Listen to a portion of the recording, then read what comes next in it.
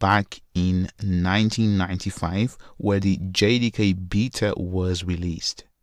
And then in the following year, the JDK 1.0 was released, so 1996. Then all the way to March 2020, we have the current version, which is JDK 14. And I'm recording this video in July, but in September, a new version will be released, which will be the JDK 15. So you can see from 14 to 15, there is a 6-month gap. So let me now take a step back and go all the way to JDK 1.8, which was released in March 2014. So from JDK 1.8, since the Java 9, which was released in September 2017, a new version has been released every 6 months. So you can see from September 2017, JDK 10 was released in March. So there's a 6 months gap between those two versions. The same with JDK 11 and 12, and the same with 13 and 14, 15 and 16, and finally 17 and 18, and more versions to come. So as you see, there are many versions to choose from. So which one that you should be using and learning as a Java software engineer? Well, you can see that we have the LTS, or long-term support, and this means that that specific version has a long-term support. So when it comes to picking a version to stick with, you should pick a version which has the longest term support. So in our case, the latest version that has the longest term support is Java 11. So Java 17, you can see that that hasn't been released yet. So that will be only released in 2021, in September 2021. So the long-term support for Java 11 will be until September 2026.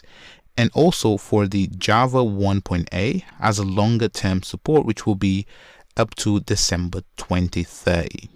So most companies, when they choose a Java version, they will choose one which has a long-term support. So you might go and learn, for example, all the features of Java 15, Java 16, but they don't have the long-term support. So companies often they will not use those versions. So for you, it's best if you learn a version that has a long-term support.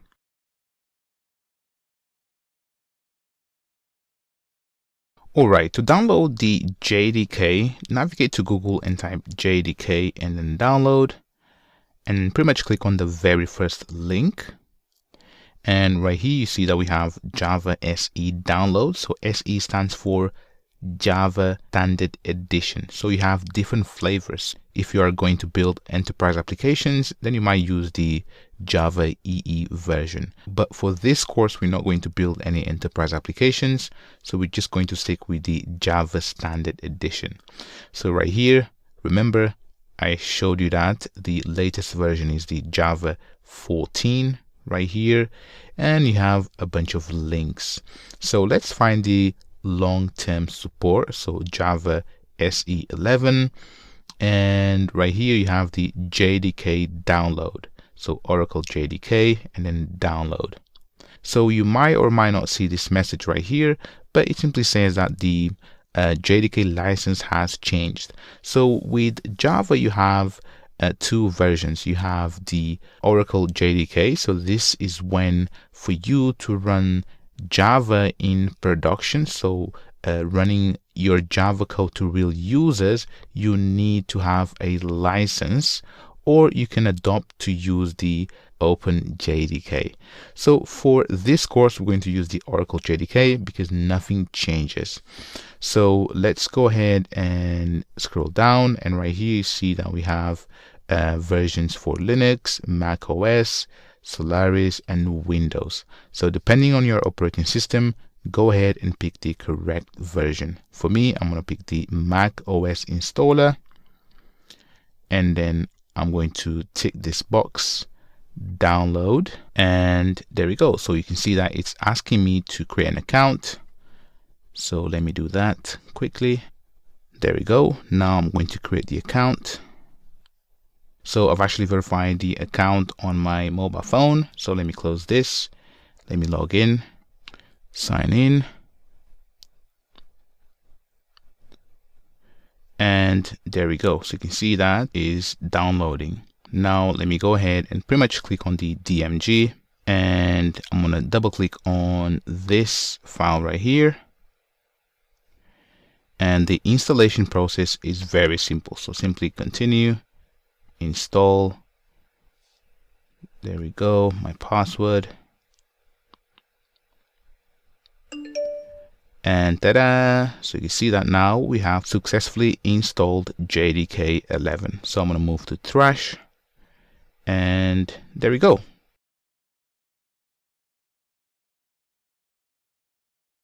One of the reasons that I picked Java 11 is because it has long-term support.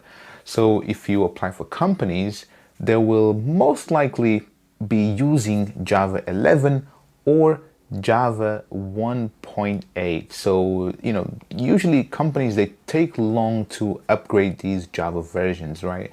And you can imagine the amount of software built on a specific version, and then to upgrade the version sometimes is not a really straight process. But feel free to experiment with other versions that you see. Everything that we're going to cover in this course will be applicable for every single version. So this is just something to bear in mind. You're not just tied to Java 11. So this off now, let's move on.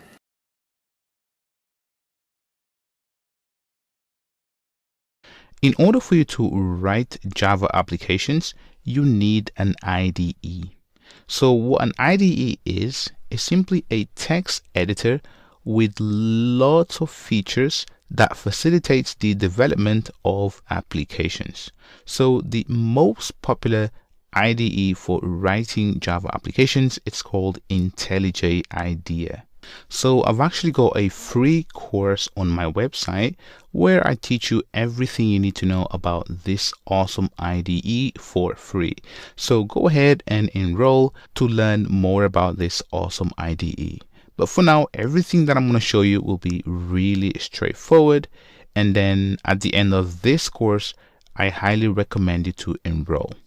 Now, let's go ahead and download IntelliJ. So I'm going to click on download. And you have two flavors, so Ultimate or Community. So the Ultimate, you need a license for it. The Community is free and open source. So again, you can pick the actual operating system, Windows, Mac, or Linux. For me, I'm on Mac, so I'm going to pick Mac. And then I'm going to download the Community. So here you can see the actual differences. So the differences are mainly when it comes to writing enterprise applications, for example, using Spring or Java EE, Quarkus, so on and so forth. And also you have, Swagger, JavaScript, and database tools. But to be honest, I always use the Community because it does everything I need. So let's go ahead and download the Community version. And there we go. So just give it a second.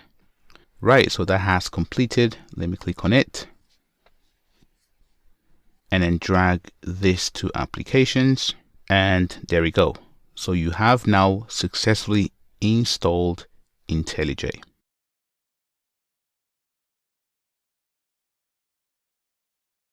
Right, now let's go ahead and configure IntelliJ quickly. So let me open IntelliJ. I'm going to open, and then I'm going to confirm, continue. Don't send anything. Right here you can pick the dark or light theme, so I'm gonna go with the dark theme, and what I'm gonna do here is simply skip remaining and set defaults. There we go. Now let's quickly configure IntelliJ to use the Java 11 version that we installed. So click on configure, and then right here you should see that we have structure for new projects, and then no SDK, so we're going to change that. So click on the drop down and you can see that we have Java 11, and then make sure that we have SDK default to 11. So right here you see that we can pick from different Java versions, right? So 14 and then 12, so on and so forth, right? But make sure that the actual project language level, it is set to 11. So now click on apply, okay. And one more thing that I'm going to do is simply increase the font size. So right here, and then right here, let me simply search for font, and then into general, right here, we do have the actual font. So I'm going to change this to something very big so you can see exactly everything I do. So there we go. Now let me simply apply, and let me also click on key map, and right here I'm going to select the IDEA Classic. So this is the key binding that I prefer when using IntelliJ. So this is the one I recommend to most people, but if you want to keep it as a default, that is absolutely fine. Now let me simply apply and then OK. And there we have it. We have configured IntelliJ.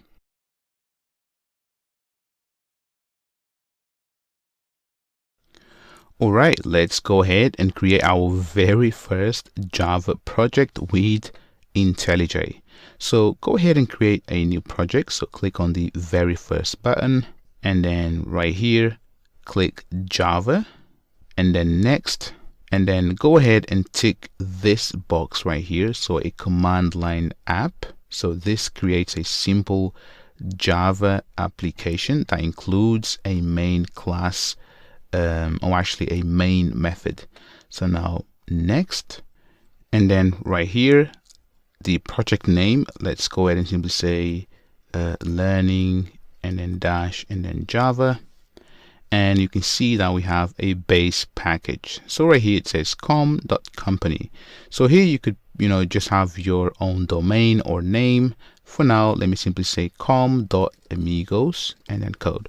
I'm going to touch on packages later, but for now, just change that according to your domain or name. And if you don't have a name or domain, just leave it as default. And then pretty much just click finish. And there we go. So you can see that now it's actually giving me some tips. So I'm going to say do not show tips.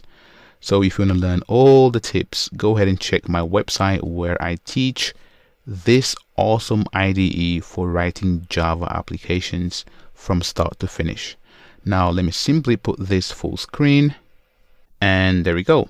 So right here you can see that we have a couple of tabs on the top left hand side. So right here I'm going to click on project, and you can see that we have some folder structuring right here. So don't worry about this too much for now. I'm going to teach you everything that you need to know in a second. But for now, let's go ahead and write your very first Java application.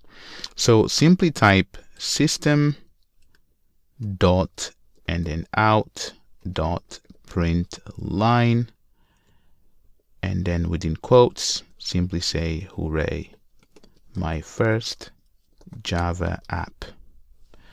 And let me delete this line right here. So simply remove that piece of code.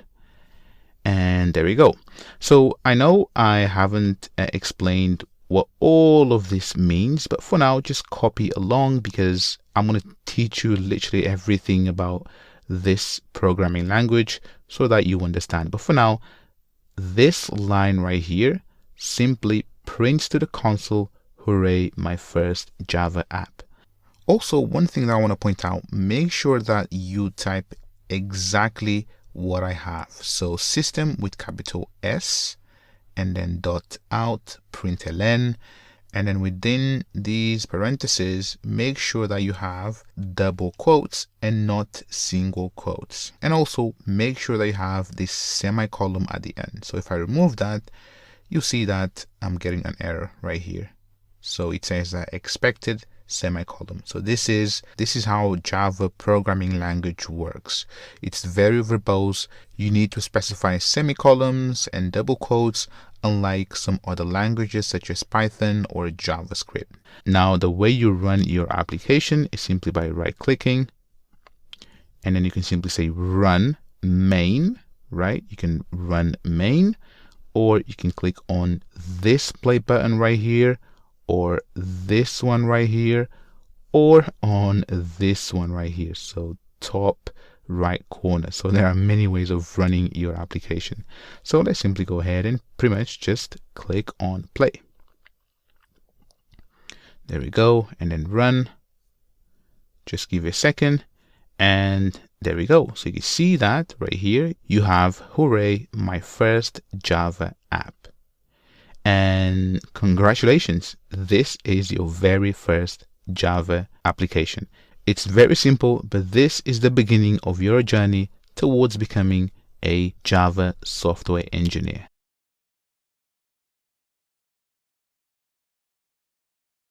Let me explain to you how the Java syntax work. So let's begin from line number 1. So here you can see that I do have this keyword, so package, and you're going to learn about keywords, packages, classes, methods throughout this course. But for now, I just want to show you how the syntax is structured. So for every single line that you have, you can see right here that we have semicolon. So if I remove this semicolon, this is actually an error. So you can see that if I try and run the program, this won't work. So if I run it, you can see that I do have an error, and it says I expected and then semicolon. So this failed to compile, and you're going to learn about compilation next. Now, if I close this, you can see right here we have public class. Again, don't worry about this because you're going to learn about classes. But what I want to show you is, you see where we have the curly brackets. So this curly brackets means that inside of it we can have some other statements. So right here. So if I cut this for now, so we have to open curly brackets and then close curly brackets. And inside, you can see that we have this public static void main. So again, this is a method, and you're going to learn about a method. And you can see here, so we have again curly brackets, opening, and then closing curly brackets.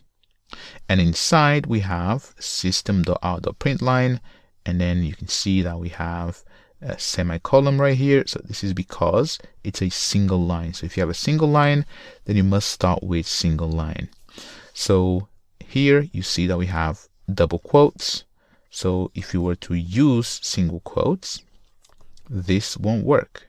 So this is a string, and you're going to learn about strings, and strings you must have double quotes.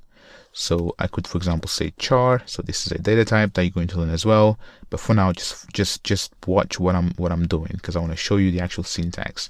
So if I say char and then a equals 2, this time I can use single quotes because of this data type right here called char.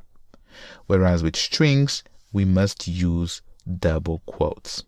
So what I want to convey to you is that throughout this course, I'm going to type some code, and what I want you to do is to actually follow closely. So as I type, for example, here, if I, type, lowercase s, you can see that this is an error, right? So the actual Java syntax is quite verbose. So here, this needs to be the actual capital S and then system. So when I type, make sure you type exactly what I have on the screen, right? So, and also practice. I've been begging for you to practice throughout this course, and I always beg my students to practice because that's the only way that you're going to learn Java. So if I remove this, and another thing that I want to tell you is that think of Java as learning a new language. Let's say that you want to learn Spanish. You need to learn, the vocabulary, so on and so forth, sentences, and, basically, the alphabet, so on and so forth. With Java is the exact same thing. So here, for example, you see you have package. So this is, for example, hola or como estás in Spanish, right?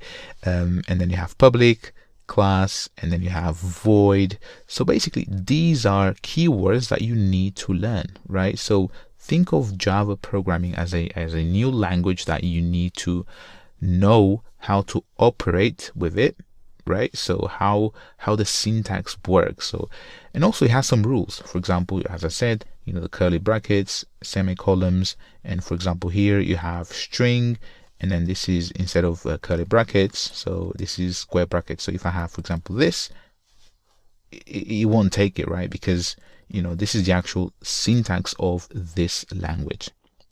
So as I said, make sure you follow closely and type exactly what I have on the screen. And if you have any issues, go ahead and let me know, and I'll be more than happy to assist. Join me in the next one.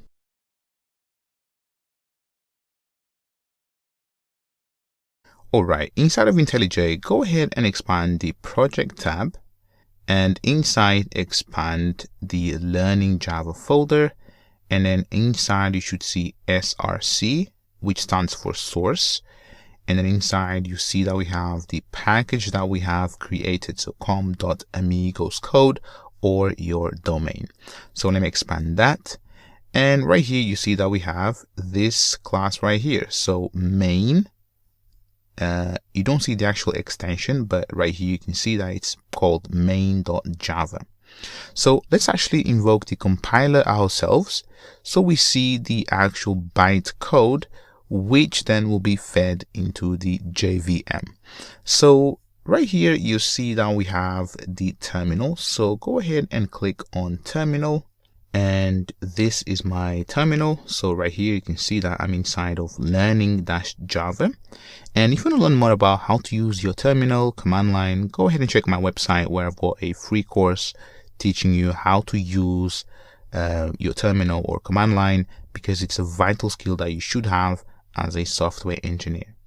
So what we want to do is cd into src, so right here, so this folder src, and then com, and then amigos code. So navigate to the actual path that you have specified within your package. So now I'm going to press enter. Now I'm going to type ls or dir on Windows, and you can see that I do have this file right here called main.java, which is this file right here that you see. Now what we want to do is actually invoke the Java compiler ourselves. So Java compiler comes with the JDK, and the way you use it is as follows. So let me press Ctrl and then L to clear the screen, or simply clear. The way that we invoke the Java compiler is simply by saying Java and then C and then space and then what we want to compile. So we want to compile the main dot and then Java. And then if I press enter, there we go, that's finished. If I type ls, you can see that now we have two files. So we have the main.java and main.class.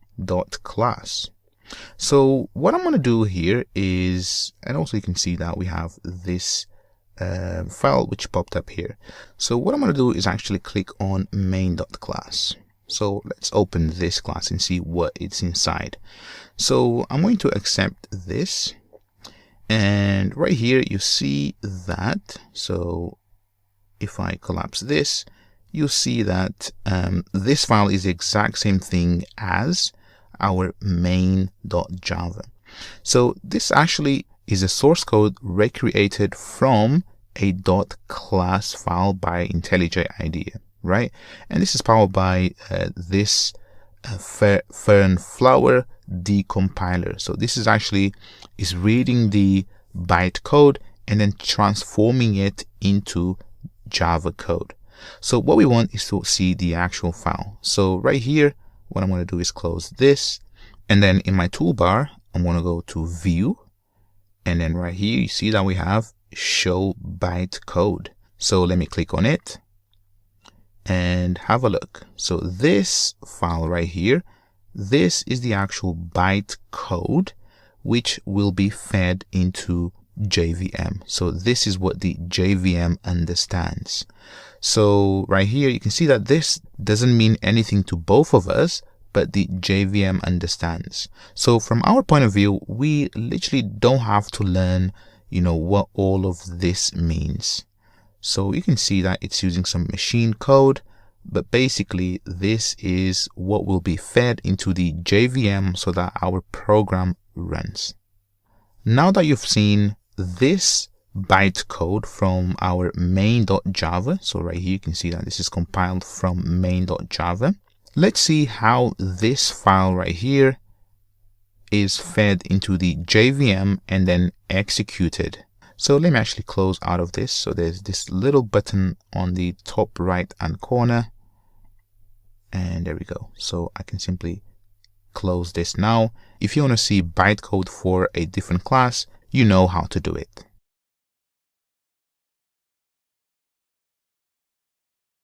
To run our Java program, let's go ahead and open up the terminal again. And let me clear this. And what I'm going to do is go back to learning and then Java. So cd and then dot, and then dot. So I'm going back 3 folders.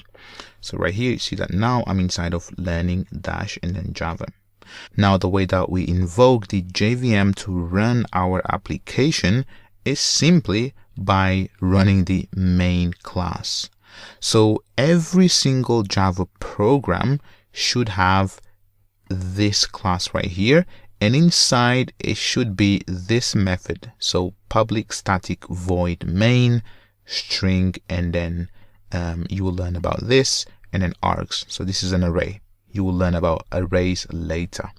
So every single Java program should have this class, and this class contains this method, so static void main, and this is the main entry point to execute your program. So many other languages have the exact same concept. So now let's go ahead and invoke the JVM, and actually need to be inside of src. So cd and then src. So inside of this folder right here, so src, and you can see src. Let me clear the screen. And to invoke the JVM, simply type Java, and then we need to specify the fully qualified name. So I'm going to explain what a package is in a second, but right here you can see that the package is com.amigos code, and inside we have the class called main. So we need to say com.amigos and then code dot and then main. Now the main will refer to the main.class. So if I run this, you can see that now we have, hooray, my first Java app. Now let me actually go back to com and then amigos code, and let me simply rm and then main.class. So now if I do an ls, we don't have it anymore. Let me go back to src and then clear the screen. And if I pretty much just run the same command, so Java and then com.amigos code.main, if I press enter, you see that could not find or load main class, right? Because we deleted the file. So remember, what we need to do is simply cd into com and then amigos code Java C and then main dot and then Java, enter. There we go. Now we have the main dot class again, cd dot dot and then dot dot inside of src. Let me clear the screen, and then Java and then com.amigos code and then dot main, enter, and you can see that it works.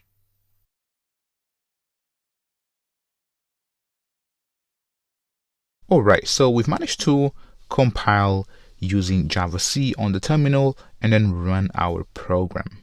So right here, you see that we have this main.class, right? So what I want to do is, you see we have this out folder, right? So we have this out folder. So let me go ahead and delete that.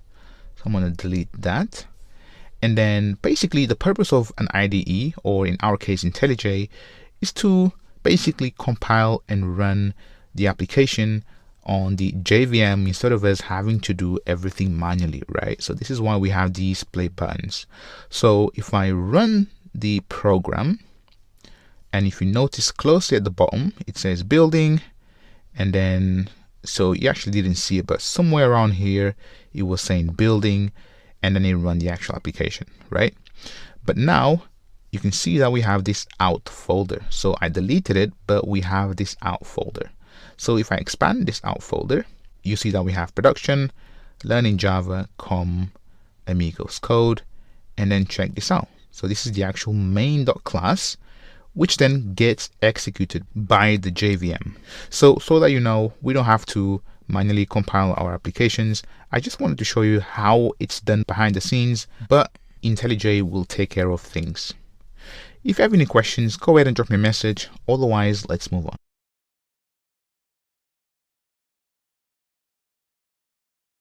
Let's learn about packages.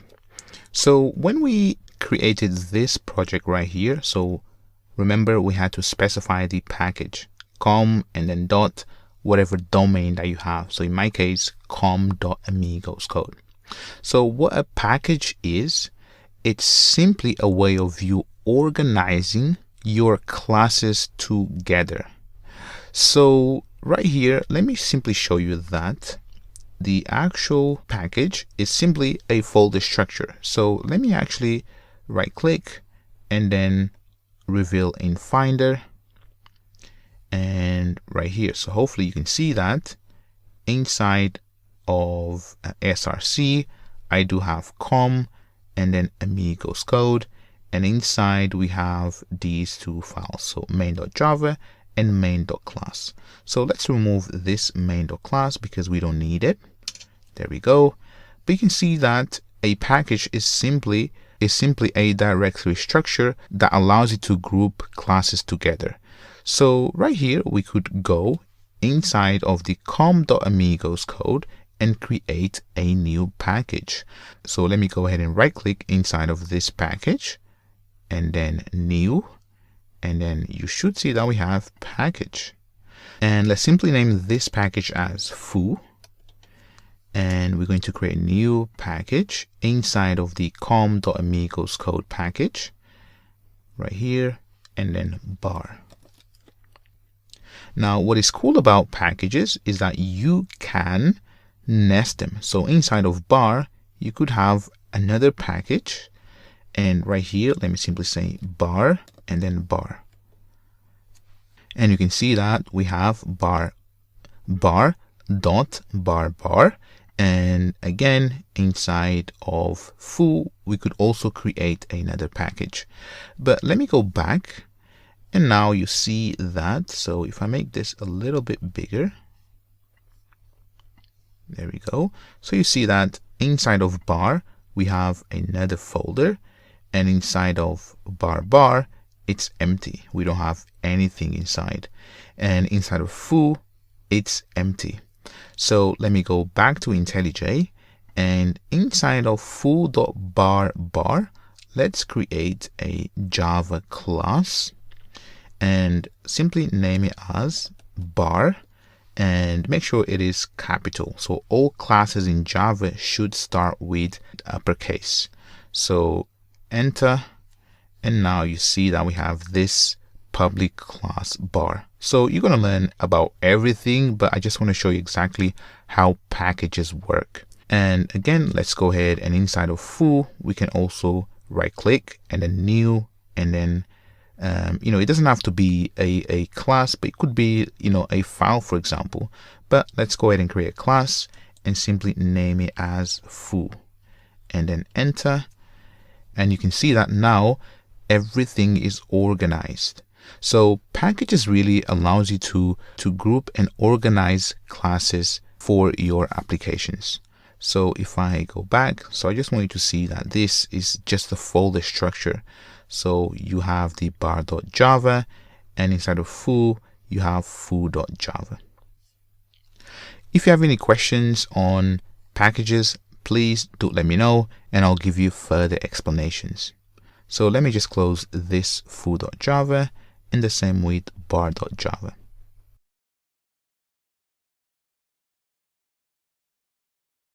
Within this class right here, so main.java, let's go ahead and learn about comments. So you saw that when we created this project, we had this line right here. So I think it was write your and then code and then here. So what this is simply a comment. So if I run this main method, so I'm going to run it, you can see that we have, hooray, my first Java app. Now, comments are useful when you want to document your code. So they don't do actually anything, right? So if I was to, for example, add / and then /, and you can see that this line right here now becomes a comment. And when you run your program, comments are ignored. So let me show you. So if I run the program again, you can see that now we have nothing on the console because we have commented out this line. So if I remove the comment and then run again, you can see that we have, hooray, my first app.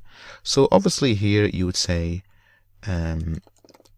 this prints to the console. So this would be your comment.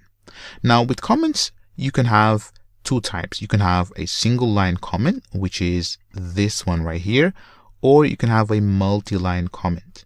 So the way a multi-line comment works is as follows. So simply type / and then star, and then star again, and then /. So now from this point onwards, if I press enter, so in between the stars, if I press enter, you can see that I do get these stars. But basically, anything that I type in between the opening line for multi-line comment and ending line for multi-line comment, I can type anything here, right? So none of this will be executed. So right here again, let me simply say that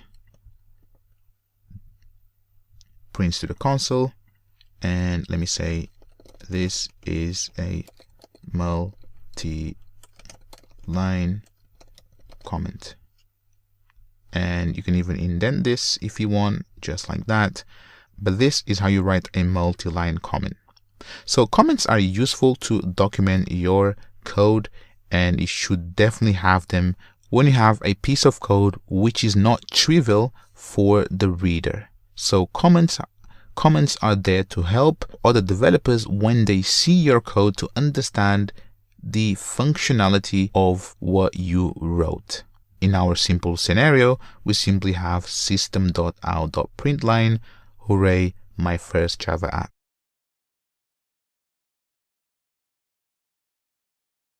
Right, I want to teach you what variables are.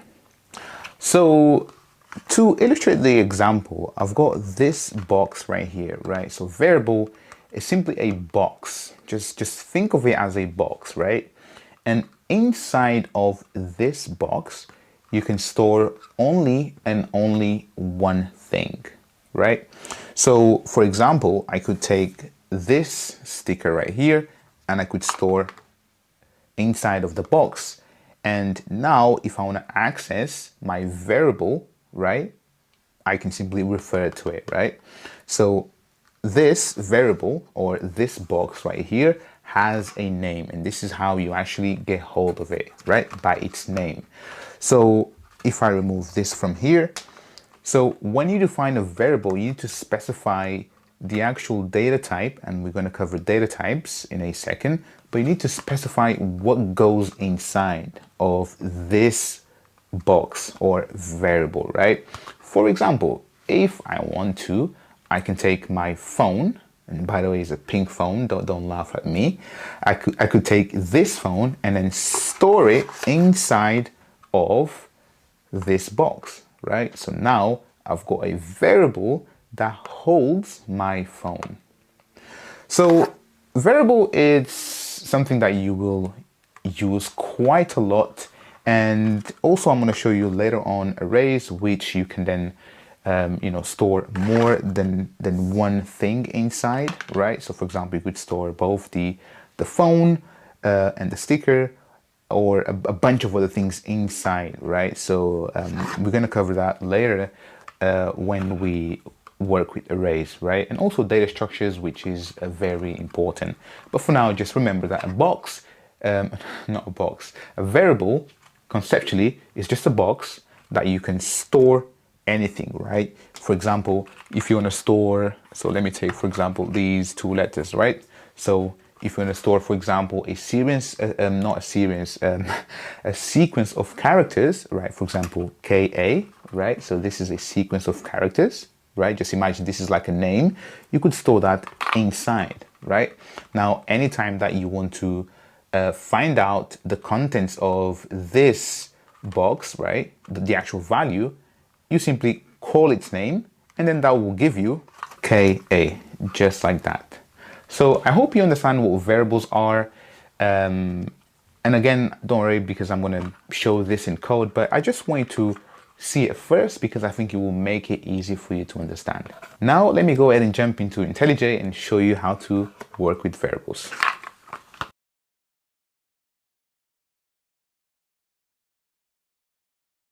As I've explained, a variable, it's simply a placeholder where you can store values. The way you create variables is as follows. First, you need to decide on the data type. So with Java, you have two options.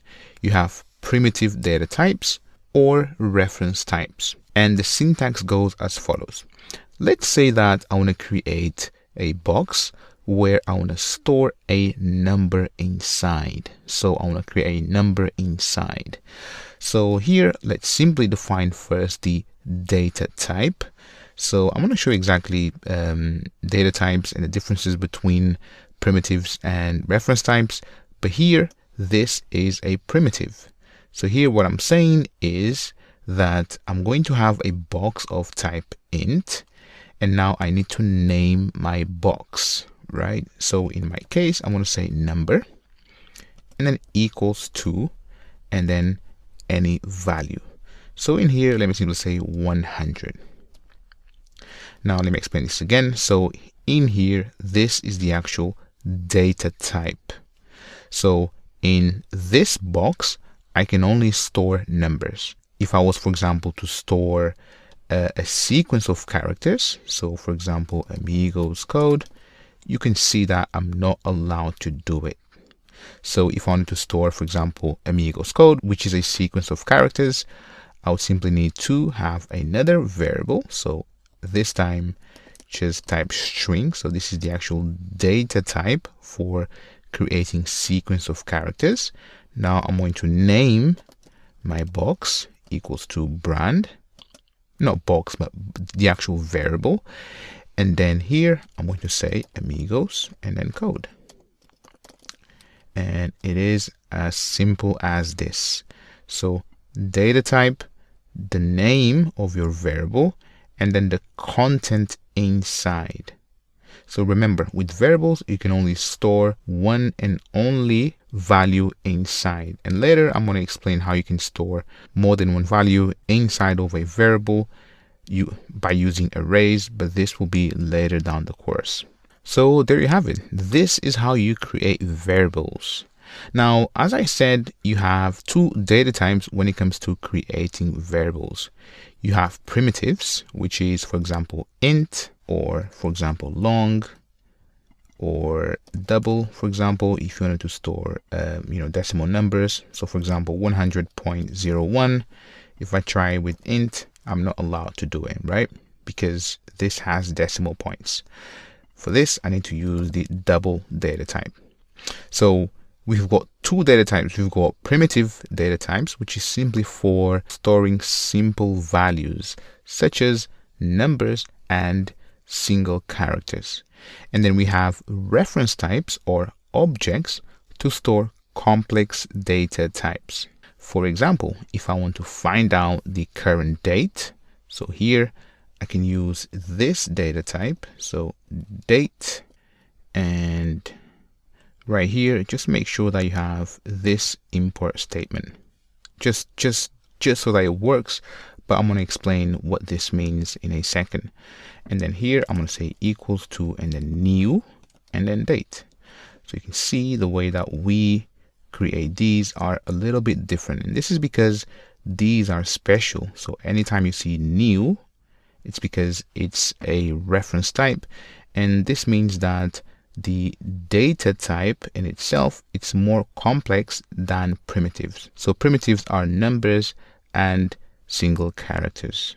If you have any questions on how to create variables, please do let me know. But next, let's go ahead and learn about primitive data types, and then after that we're going to learn about reference types.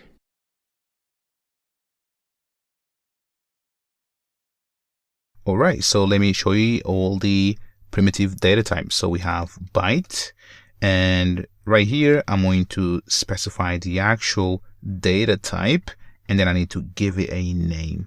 So right here I'm going to say D and then byte, right? So this is the actual name. Now you might be thinking, well, I could name this byte, but I'm not allowed because byte is a reserved keyword in Java. The same with public, static, void, class, package. So if I was to name this as, for example, package, I'm not allowed because it's a reserved keyword. So that's why I'm saying D and then byte equals to. And then remember, the byte stores whole numbers from minus 128 to 127. So if I say minus 129, try and store that, this will not work. So this has to be 128, and there we go. And even if I put 129, you can see that IntelliJ is actually telling me that I need to provide an int. So minus 128. The next one is short. So the short equals 2, and this stores minus 32,000 to plus 32,000. So I'm going to leave the actual table so you can see the actual ranges, but let me just add silly numbers, for example. There we go. Oops, this is actually more than 32,000. So there we go. The next data type that we have is int. So the int equals 2, and again int also stores whole numbers.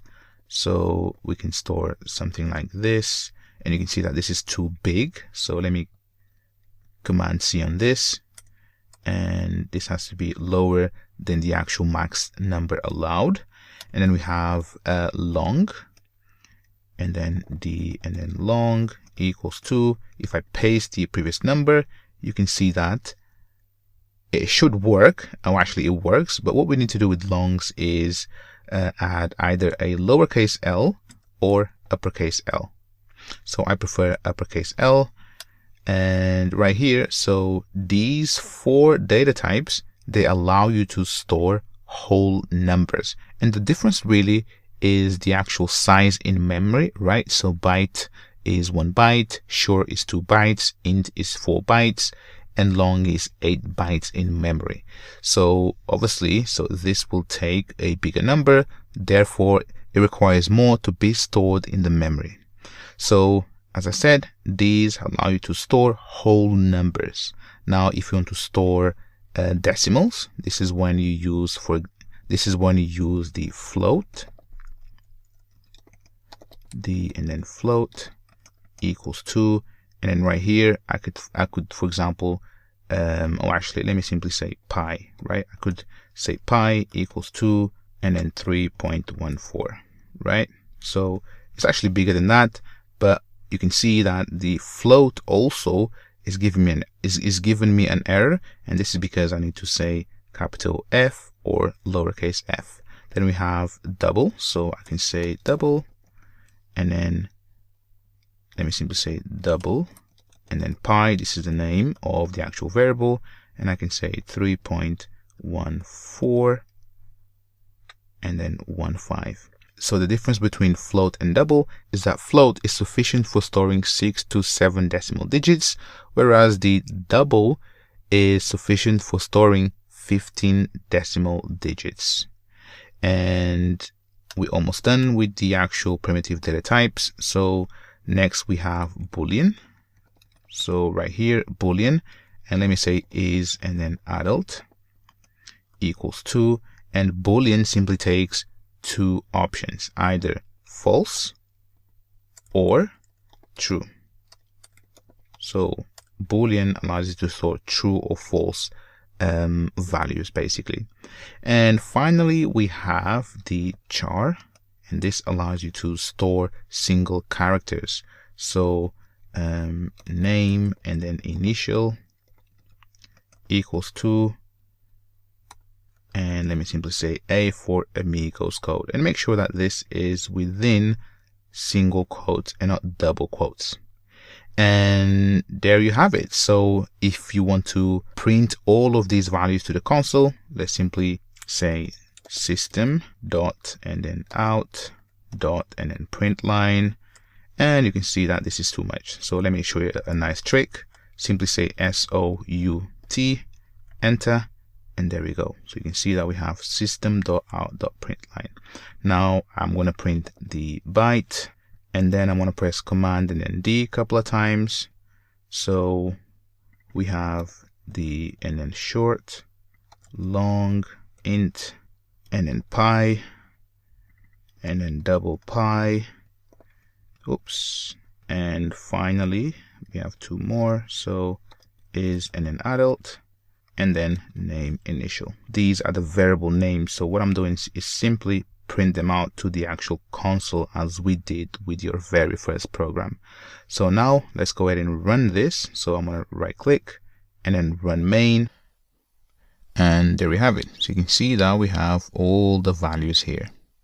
So one last thing that I want to show you is if I scroll up, you see that sometimes these numbers can be really difficult to read, right? So you don't know whether this is 78 million or 7 million or 78 billion, so on and so forth, right?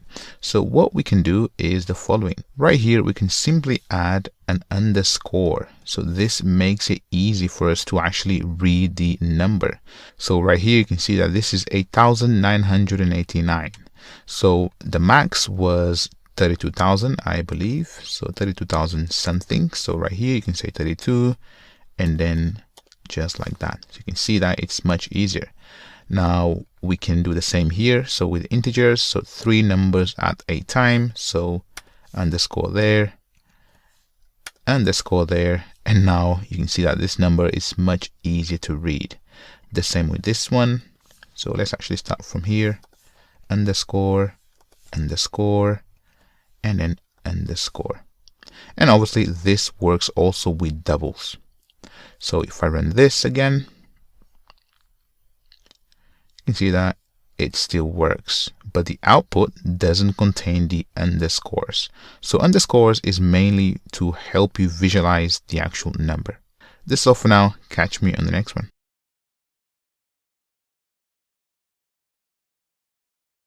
Let's learn about non-primitive data types, or simply reference types. These are very special because you as a Java engineer, you will create lots of these to build your applications. Majority of your code will be based off reference types. So let's go ahead and create this reference type. So simply type capital S and then string, and then let's simply say name equals to, and then new, and then string. So make sure you have the exact same thing that I have. So right here, so simply say string, and right here I'm going to say amigos and then code. Now I'm going to end this with semicolon. Now, one difference between reference types and primitives is that reference types, they always start with uppercase. So remember, if I was to have int, so this is a primitive, and then age equals 2, and then let's say 20, right? So you see that this int starts with a lowercase. Another difference is that if, for example, I was to say age dot, you can see right here I'm not getting any attributes from this variable right here, so age. Whereas if I say name and then dot, you can see I've got many attributes and behaviors. So right here you see is blank, lines, length, region, replace, so on and so forth. But if I say age dot, I'm not getting none of that. Right here, if I delete that, and what a string is, it's simply a reference type that allows me to store a sequence of characters. So remember, we had the char data type, so let me type C equals 2, and this takes, for example, a single character right here. So you can see if I type, for example, amigos code, this does not work. So this is where you use the string reference type. There we go. So now I can go ahead and simply say South and then name. So remember, South gives us system.out.println. Now if I run this main class, you can see that I do have amigos code. Now what is interesting is that I can say dot, and then right here I've got a bunch of methods, right? A bunch of methods, and I'm gonna explain what methods are in a second, but for now let's simply say to and then uppercase. So now check this out. If I run again, you can see that everything now is in uppercase. So amigos code is in uppercase. Everything is in uppercase, which is awesome. So reference types, they give you built-in behaviors, and if you build your own, you can define those behaviors, which I'm going to show you later in this course. And you see that I've used string, right? But there are lots of built-in data types. Remember when I said that the JRE comes with classes and libraries, so there are tons of these classes that we can use. For example, if you want to know the actual current date, you can say local and then date dot and then now, and I need to store this into a variable. So let me simply say local date, which is the type, and then say now, the variable name, and then South, and then now. If I run this, you can see that this is the current date, but I can go ahead and say dot, and you can see that I do have, you know, lots of methods. So for example, get month and then run, and you can see that it says July. So this is a quick introduction to reference types, but I'm going to explain you further how to create your custom reference types. But next, let me go ahead and show you exactly what is the main difference between primitives and reference types.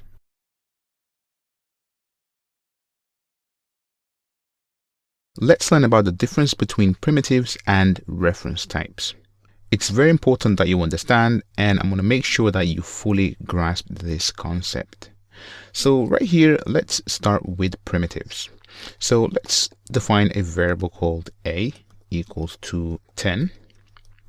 And let's go ahead now and define another variable called b equals to and then a. Now what I'm going to do is change the actual value of a. So a equals 2, and then let's simply say 100.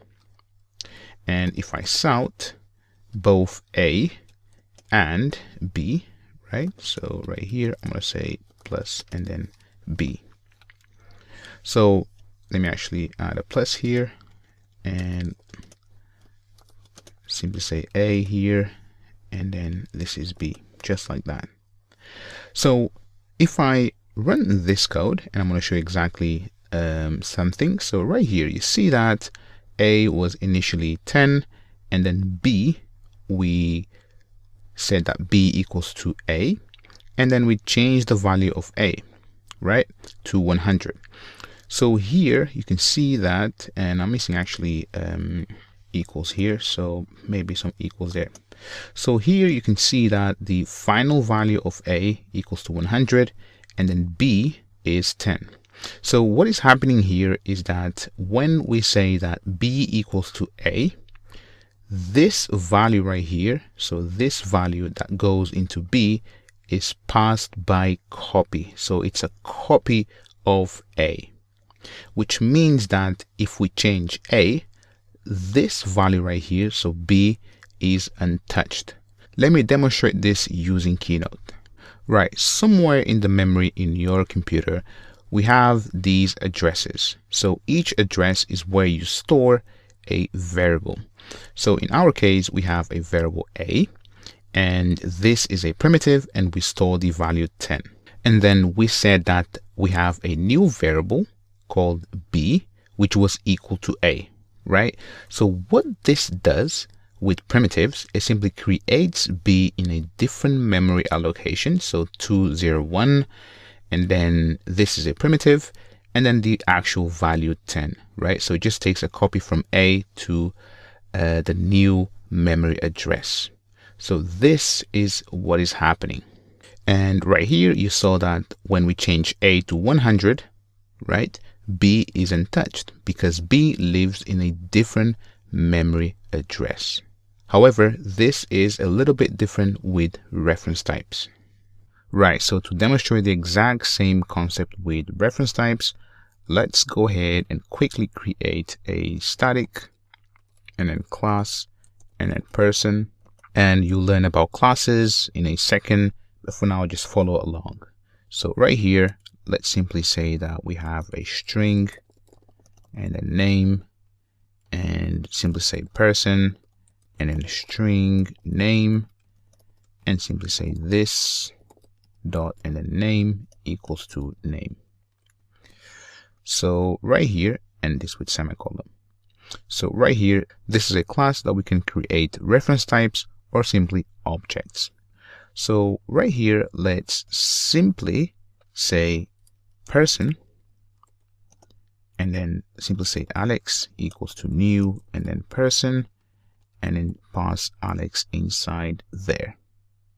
Now let's go ahead and create a second person. So I'm going to say person equals to Mariam, and then equals to, and then Alex.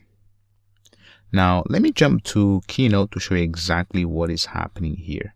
So with reference types, it's a little bit different how these objects are stored in memory. So first we have person Alex, and this is the actual object. So this is somewhere in the memory. So let's say address 200, right? So this is an object. Then what we have is Alex, right? So we have the actual thing, right? Alex, and this is a reference to our object, right? So this is the main difference. So this is a reference to the object. And then we also created Mariam, right? So this is also a reference type. And we said that Mariam is equal to Alex. So now instead of pointing directly to Alex, right? So instead of the address 202 pointing to address 201, it will simply point to address 200. There we go. And this tells us something very, very important. And let me actually show it to you. So right here, let me simply go ahead and say south, and I'm going to say Alex, and then dot name, and then right here, Mariam, oops, plus, and then Mariam dot and then name, right? So here, let me simply say South and then before changing Alex. And let me grab this exact same thing here. And then here, let's simply say after changing Alex. And in between here, let's simply say that in here, we want to change Alex name. So here, let's simply say Alex dot and then name equals to, and then let's simply say Alexander. Right, so this is now the actual name. So remember, both Alex and Mariam are pointing to the initial object, right? So now I've changed Alex dot name to Alexander, right? So what do you think the value of Mariam will be? And in here, let's run this program so we can see the actual output. So right here, you saw that Alex has the name Alex, and then we have Mariam, and then Mariam should have the name Alex. But now if I change only Alex, right? Only Alex name, we expect Mariam, right? So Mariam to be untouched. So if I run this, there we go. So the output is that we have Alex, but then we change only Alex, right?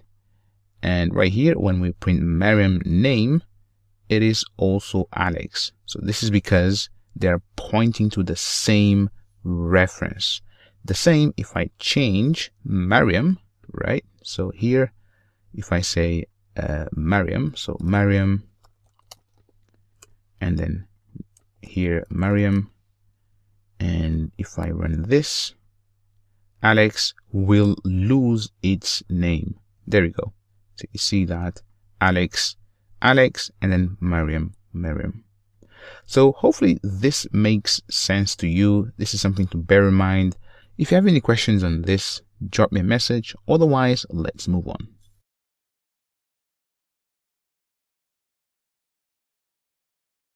Right, I want to touch upon how you should name your variables. So right here, you said that I actually named this as main, but when it comes to variable, you should name your variables in a way that they make sense. So in our case, we know that this is the actual number 0, so we can name this as number. Or for example, if we have the pi, so the value of pi, we can say pi equals 2 and then 3.1415. So this name does make sense because it represents something. But now let's go ahead and simply say that we have int and then number, and then right here equals 2 and then 1. So you see that now we have a clash, right? Because this name right here is already being used for the number 0. So in this case, what we should do is simply name this as 0 and then 1. So you can see that this variable now tells us that the value, basically the variable name corresponds to the actual value. You should name your variables accordingly.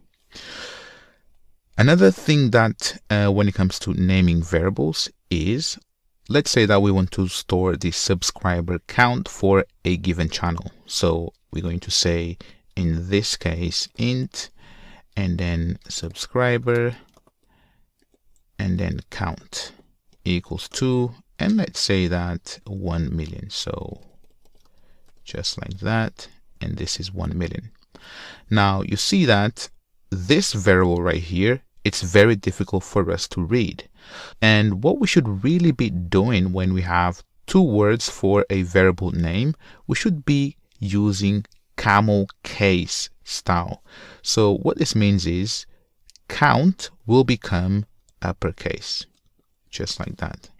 So you can see that now this is much easier for you to read. And also the variables, they should never start with uppercase, so like this. So subscriber count.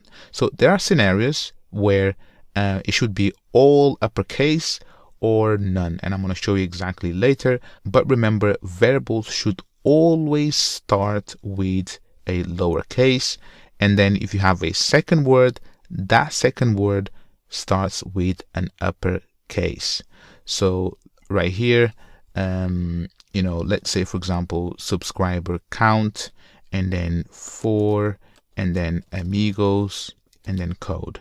So you can see that now this is how I'm using camel case to name my variables, because this is now easier for someone to actually read subscriber count for amigos code instead of being like this. So subscriber count, and then for amigos code. You can see that this now is very difficult to read. So remember, when it comes to naming your variables, make sure that the name means something, and also make sure that you use camel case for your variables.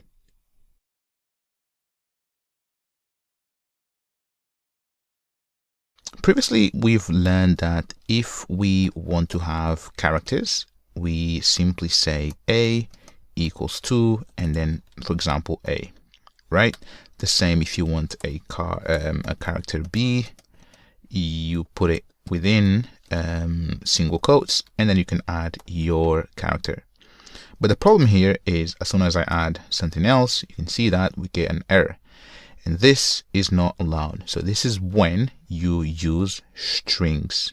So let me actually leave that line in there. So a string is simply a series of characters. So right here, to create a string, we can simply say string, and right here let's give it a name. So let's simply say name equals 2, and then new, and then string, and then add parentheses, and then inside, instead of single quotes, right? So you see that with characters we have single quotes, but with strings we have double quotes. And right here you can add more than one character, so a and then b, right? Whatever, but let me simply say amigos and then code, right? So you see that now we can have more than one character. So a char data type only allows you to have one single value. So let me delete this. Now a string, so this guy right here, so this data type, it is a string, and this comes by default with Java. Allows you to store values, but you can perform a bunch of things. So remember before, so if I go ahead and simply say south and then name, so right here let's print the actual name. So let me run this. There we go. So you can see that we have amigos code. Now this data type, i.e. string, is a class, and then right here we simply say name. So name now is an object. So it's an object of type string. And objects, they have behaviors associated with it. So right here, remember, we said 2 and then uppercase. So this is a behavior. And what this is, you know, the actual term is a method, right? So this 2 uppercase is a method which simply uppercases every single character in this sequence. So if I run this, there we go. You see that now everything is uppercased. I can also say, let me actually duplicate this line. Oops. Just like that. And right here we can say 2 and then lowercase. If I run this, you can see that right here we have amigos code uppercase and amigos code lowercase. So strings are really powerful, and you will use them quite often to store text. So let's actually keep on exploring some methods right inside of the string object. So this guy right here, name. So if I say south and then name dot, and you can see that there are tons of methods right here. So right here, let's simply say that we want to grab the very first character. So right here we have char at, and then this guy right here. So this method takes a number, so takes an integer. So if I press Command P, you can see range index. So it takes an integer. So let's say I want the character at index 0. If I run this, there you have it. You can see that we have A. So if I want the character at index 1, you can see that we'll get M right here. Now let's also say that you want to check whether this variable right here, so name, contains the word code. So dot and then contains, and then within, so right here it takes a string code, right? So this is another string.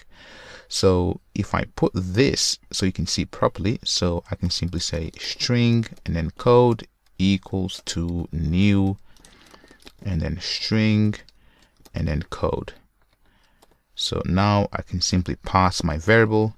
This is the exact same thing. So if I run this, you can see that now this returns a boolean, true or false, right? So indeed, Amigos code contains the word code. So if I say contains the word codes, that will fail. You can see that it is false. So there are a bunch of methods that we can use with strings. So remember, this is the actual data type. So we've learned about reference types. This is the actual name, right? And with the, and when you say new and then string, this gives you an object. So this guy right here becomes an object, and then you can invoke these methods inside of your object. So we're going to learn more about objects. I'm going to show you exactly how to create your custom objects, but for now, just know that whenever you see a data type that starts with a capital letter, you know that it is a class where you can create objects, and then you can invoke methods inside of that object, right?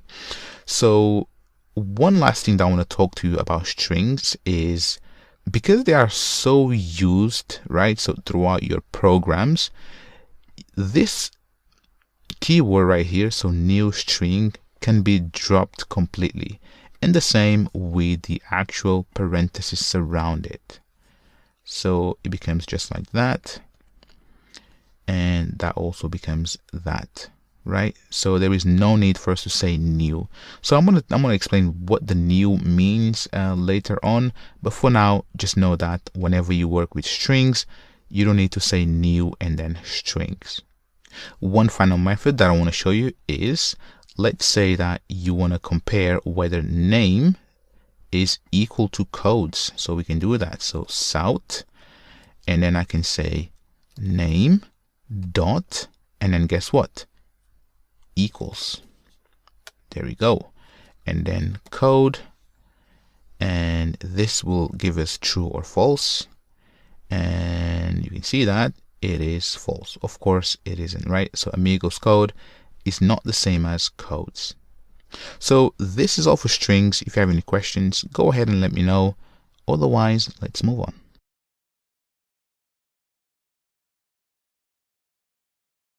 Now that you understand what a package is and how they work, let me now introduce you to this package keyword. So this package keyword simply tells us that we are inside of com.amigos code, right? So remember that we defined this when we created our project. So we have a folder called com.amigos code. Now with package, you will see another keyword called import. So let me go ahead and simply type local and then date. So you see right here, we have local date, but then we have Java dot and then time. So if I try date, for example, you can see that we have date classes, right? And they come from different places. So one comes from java.util and the other one comes from java.sql. So this date right here, you should be using it when working with databases. So dates for databases, and then this one when working with non-SQL dates. But basically, if I select the first one, you can see that we have this import statement right here. This simply says from this package, so java.util, give me this date class so I can use it, right?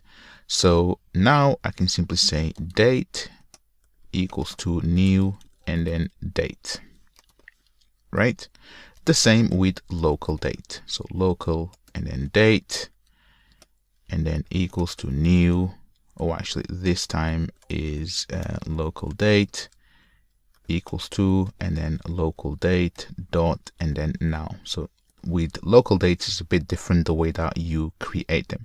So you're going to learn about the new keyword, but for now just follow along because I just want to teach you this import statement. So now we have imported from two different packages, so java.util, oh actually this is java.util, and then java.time, and from it we have local date as well as the date class.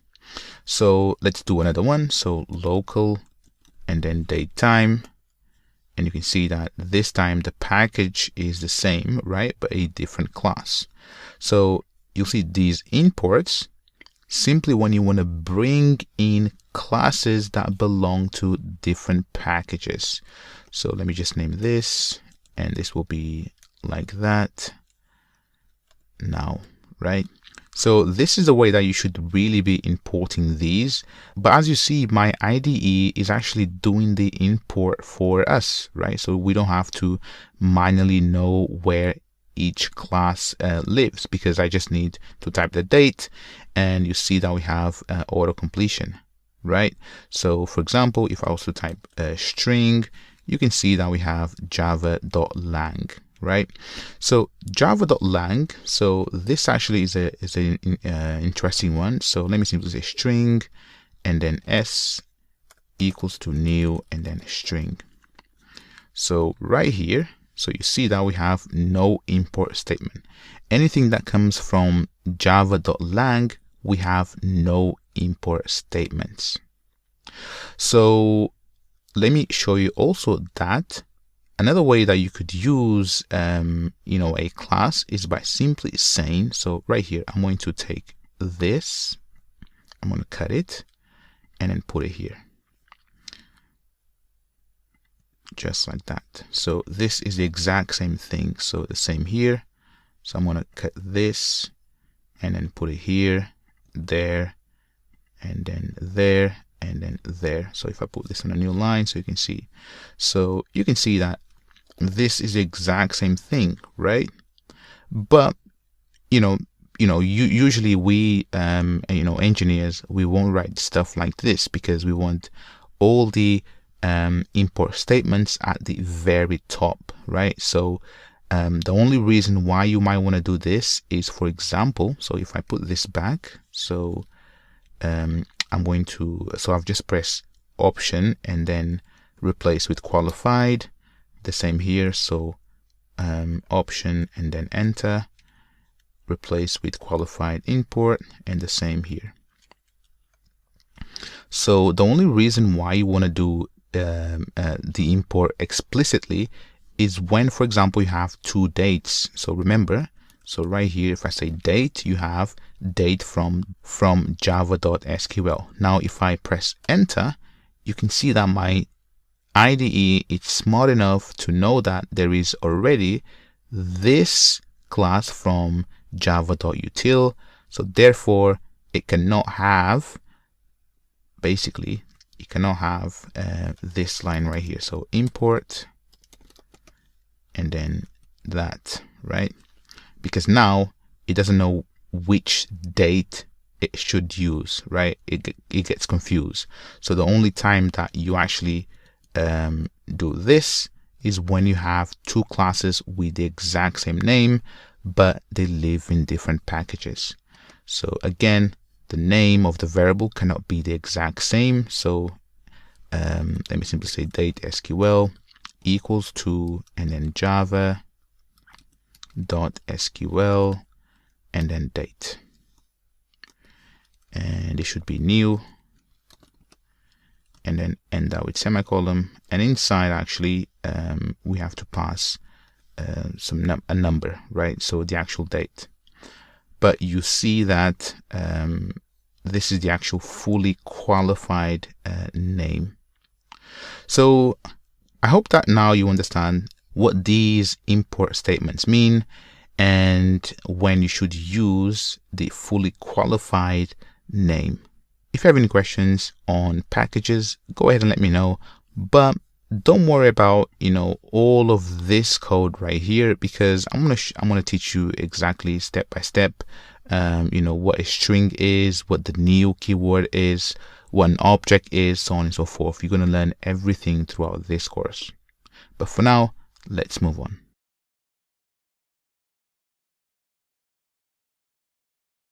Right, let's learn about the reserved keywords and what it means and why it's important. So reserved keywords are keywords which are used for the language itself. For example, package, public, class, static, void. So what this means is, let's say that we have a variable, so int, and let's say that we want to name this as public, right? And then equals to, and then 0. So this does not work because public, it's a reserved keyword. So right here, I could simply say number, and you can see that this works because number is not a reserved keyword. So there are lots of these keywords. So you will learn, for example, the final keyword. So the same if I was to say void, you can see that it doesn't work, right? If I was to say final, final is a reserved keyword. If I was to say class, you can see that it does not work. So actually, so this guy right here, so main, so this works. So if I say main, this works because this is the actual method name, and we're going to learn about methods later on. So the takeout really is that you should be aware of the reserved keywords, and as you start to learn more and more about this language, you will get to know them and recognize as you see them. But the good thing is IntelliJ, the IDE, is here to help you, right? So if you make a mistake, it will actually tell you that it's a reserved keyword. So remember, you cannot use reserved keywords to name your variables, methods, classes, so on and so forth.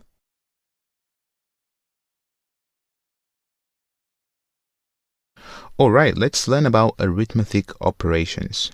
So you've learned about primitive data types, so int, and then let's simply say 10 equals 2, and then 10.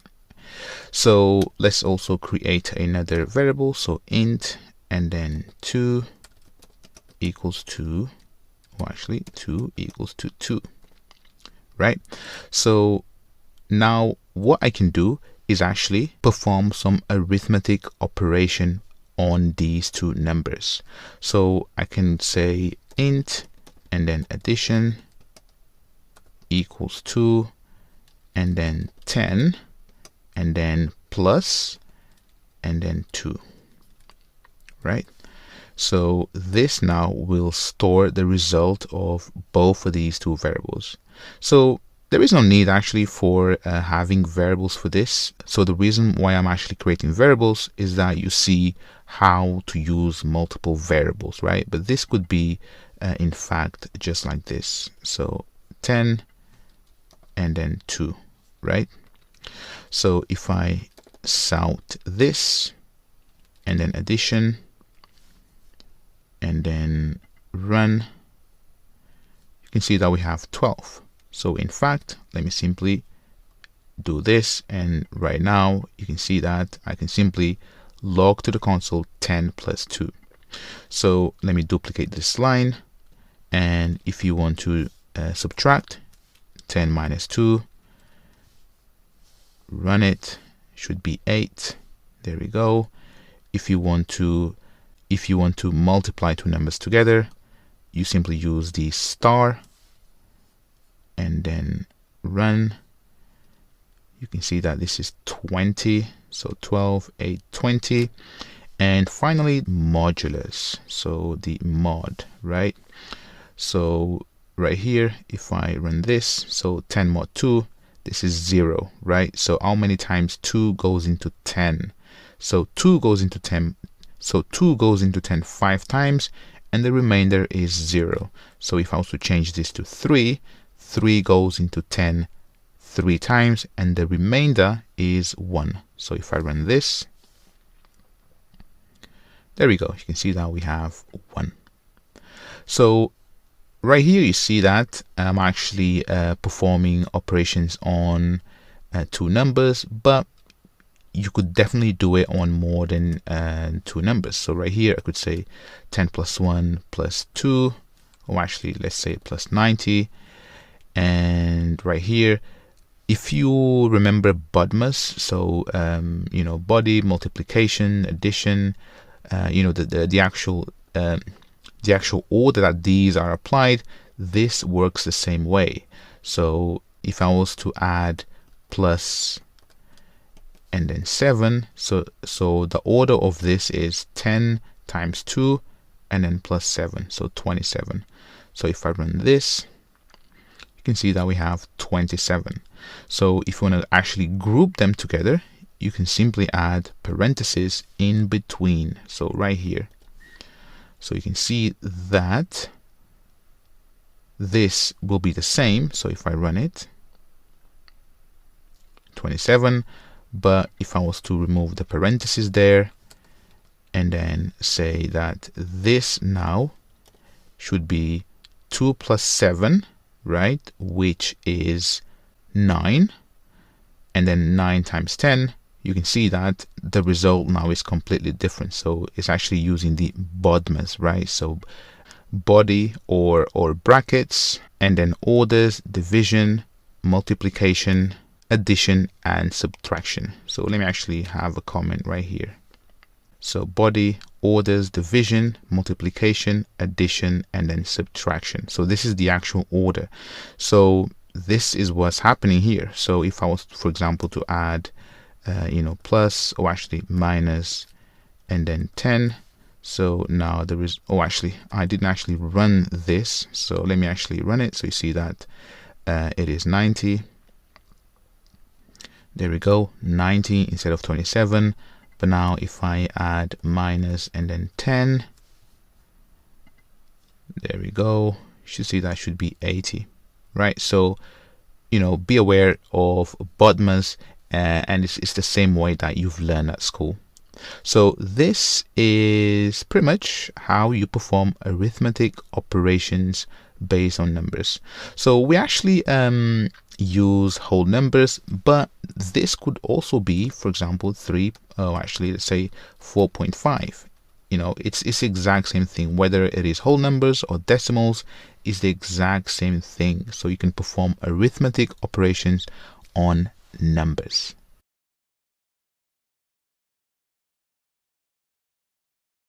Right, so you saw how to perform arithmetic operation on numbers, but we have a class that allows us to perform extra operations on numbers, and the class, it's called math. So this is the class. So this class comes from java.lang. So if I press enter, you see that we have no import for java.lang.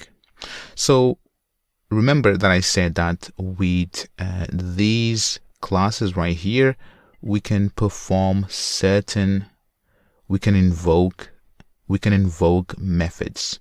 So right here, if I say dot, you can see that we have a bunch of methods that allows us to work with numbers.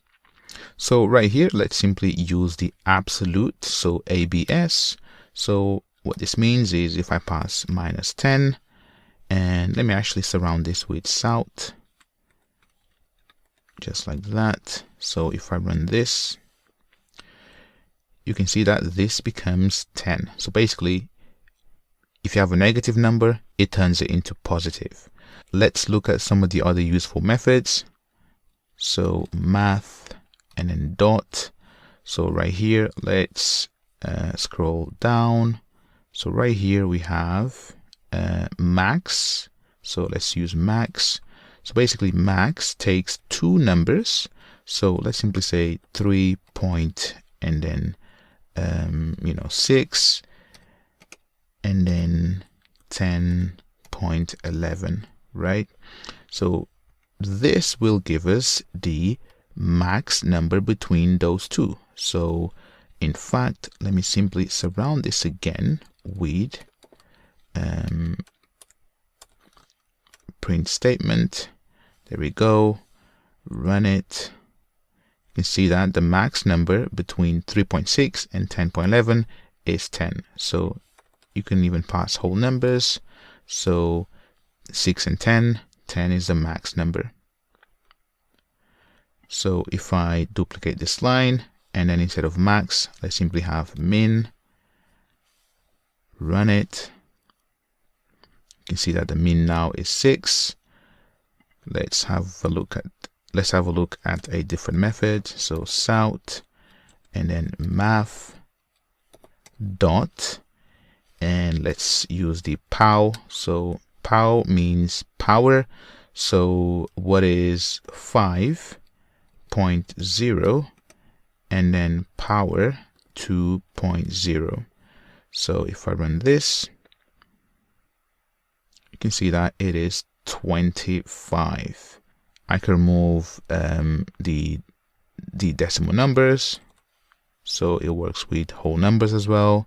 If I run it, you can see that it is 25. So this actually returns a decimal. So if you want this to be a whole number, we can simply do this. So we can have int like that. So basically within parentheses, and then simply say int, and then this will actually take the result of this and then put it as whole number.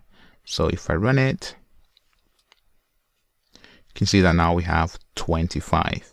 So let me actually look at some other methods. So south and then math and then dot. So if I scroll down, so basically we have lots of these methods. You have round, you have a sine, you have square root of 25. You guessed it right, it is 5. There we go. So 5.0. If you want it to be an integer, you can simply add this bit right here. And what this means is it's called casting, right? So we are casting the result to an integer. So again, let me do it. So int and then close that, and this is casting. So if I run it, you can see that it is 5. So another thing that we have inside of the math class is, so right here, if I scroll down, basically you can go through this and use whatever you need. So we have subtract, we have 2 degrees, 2 radians, and we have this. So this one will show you the actual value of pi. I've been creating a variable that contained the value of pi, but it wasn't this long, right? So right here, you can see that I can say math.pi and then run it. And you can see the value of pi right here. So this is how you can perform some extra mathematical operations on numbers.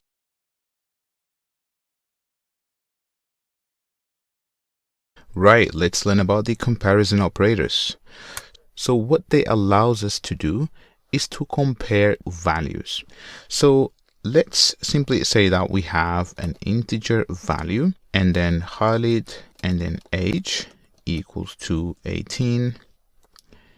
And let's simply say int and then Mariam and then age equals 2 and then 20.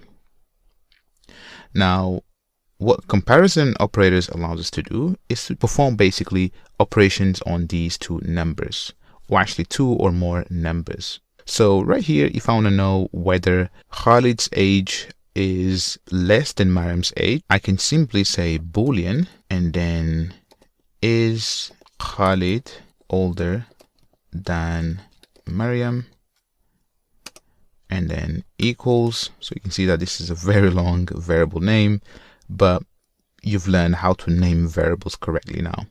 So right here I can say Khalid age and then bigger, so the greater sign, and then Mariam age. There we go. Now the result of this will be either true or false. So this is why I do have a boolean right here.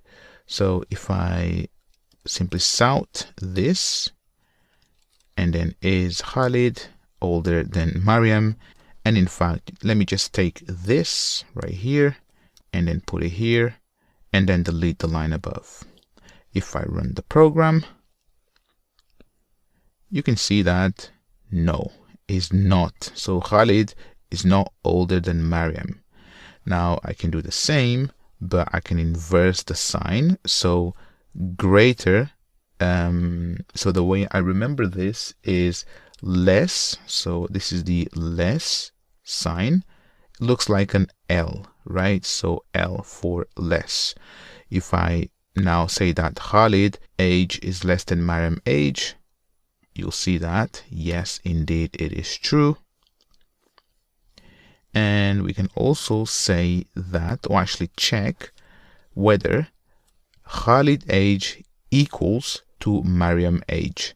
If I run it, you can see that it is false. But if I change Khalid age to 20 and then run the program, you'll see that these two lines right here, so line number 8 and line number 10, are false, and Khalid age indeed equals to Mariam age because they are both 20 years old. The final comparison operator that I want to show you is almost the same as equal, right? So perhaps you want to say not equal, so you can say not with an exclamation mark and then equal, right? So this says Khalid age not equal to Mariam age. So if I run this, indeed this is actually false, right? Because they are indeed equal. But if I change Khalid's to 21, you'll see that now Khalid is older than Mariam and the age is different. So right here, so true and true. Finally, right here where we say that Khalid age is bigger than Mariam, we can also say bigger or equal, right? Or less, right? Or equal, right? So right here, if I change to both 20, you'll see that both this line, and this line will be true. So if I run it, there we go. So you can see that we have true, false, true, true, and then false. So this is pretty much everything about the comparison operators that you're going to be using with Java. And so that you know, all of these expressions right here, so greater, greater or equal, less, less or equal, equals, not equal, they are referred as Boolean expressions because they either return true or false.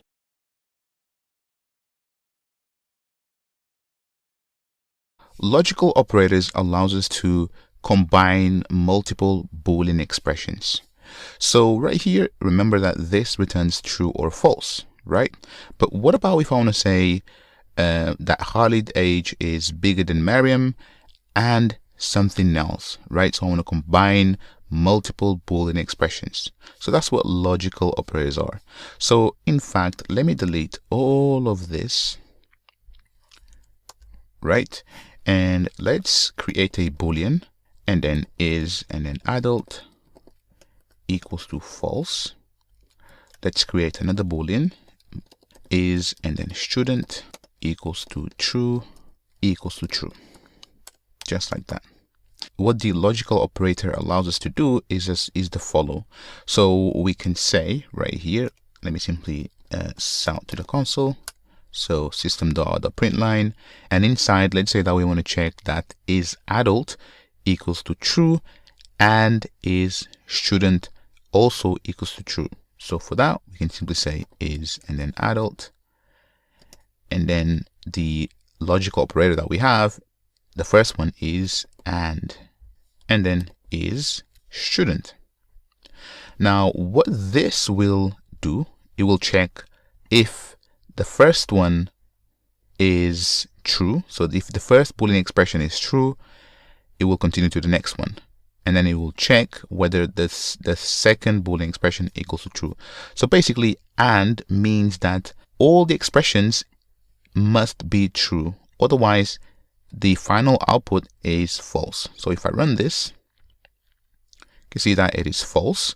But now if I change is adult to true and then run it, you can see that now it is true. But let me go back and then say false here. So let's learn about the or. So let's say that you want to check either one of them have to be true and not everything. That's when you use the or. So this is the or. So either one, right? So you can have 1 million Boolean expressions that evaluate to false. But if you have one Boolean expression that evaluates to true, the whole condition is true. So if I run this, you can see that now this is true. And the final logical operator that I want to show you is or. So right here, if I pretty much wrap all of this, so I'm gonna wrap all of this, right? So we can wrap things, and now this is another Boolean expression. So this whole thing will return true or false. So right here, let me also say that. So let me have a second variable here, and what I want to say is Boolean, and then is Amigos Code member.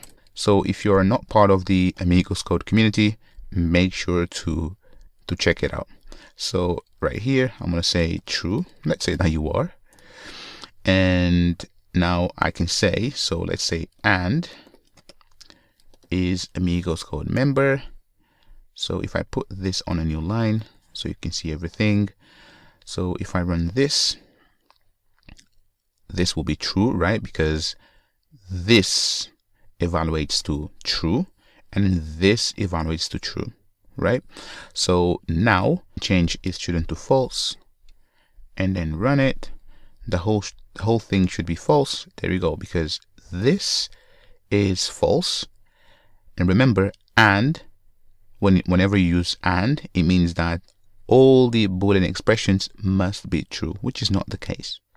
Now the last logical operator I want to show you is how you flip the value. So let's say that right here you say is Amigos Code member, right?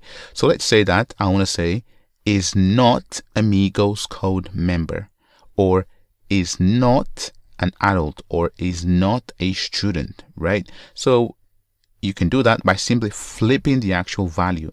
So right here, I'm going to change my condition to say is not an adult or is a student. So right here, is not an adult is true. By putting this exclamation mark, it will flip the value. So now is adult will be true, and then or, so we don't care about this anymore, because as long as this one is true, then this whole statement or this whole Boolean expression is true, right? And then is Amigos Code member. So let me run it. You see that we have true. Now if I say and is not a Migos Code member. I'm going to flip it, but you can see right here, currently you are an Amigos Code member. So if I run it, there we go. You can see that it is false, right? So this evaluates to true, but then this evaluates to false. And with AND, everything must be true. One last thing that I want to show you is, you might sometimes be tempted to say south and then is and then adult equals. So we learned about the comparison operators. So it equals and then to true,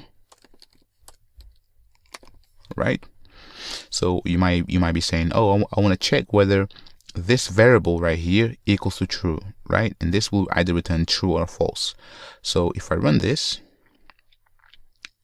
you'll see that it is false right here, right? And if I run equals to false, you can see that this will return true, right?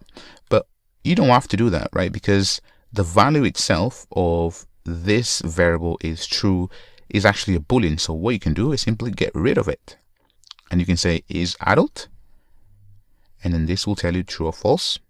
False is not an adult.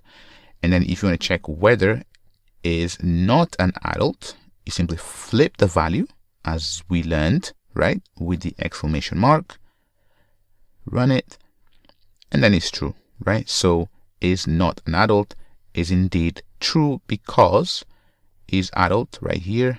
So this variable currently is false. And this is all about logical operators. So just bear in mind that you can combine this with, you know, many things. So for example, if I was to say south, and let me simply say 10. So here I can say 10 greater than 8, right? Or, and then let's say 2 less or equal to 2, right? So we've learned about these expressions, and you can see that now I can also say and then is and then adult. So basically you can combine most of these things together. And remember, we've learned about strings. So right here, let me simply say string and then name equals to and then mark, and then I can also say and. So let me put this on a new line, just like that. Oops. And then say and then name dot contains, let's say that the name contains the letter M, right? So you can see that we can combine, you know, these expressions with everything that returns a boolean, right? So this returns a boolean. So name contains returns a boolean, is adult, and here you are actually comparing you know, numbers, and then you have an or sign with another number. So 10 greater than 8, or, so basically let's say that we want to group these together. So let's group them. So I want to group this and that, right?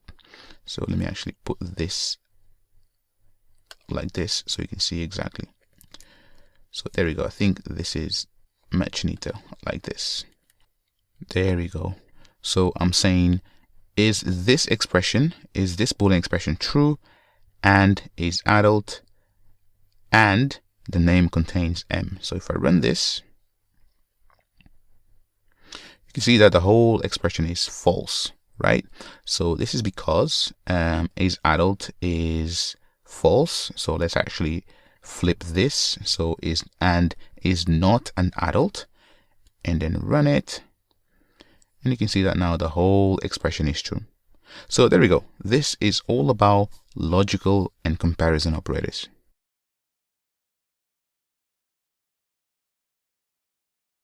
Right, let's learn about if statements.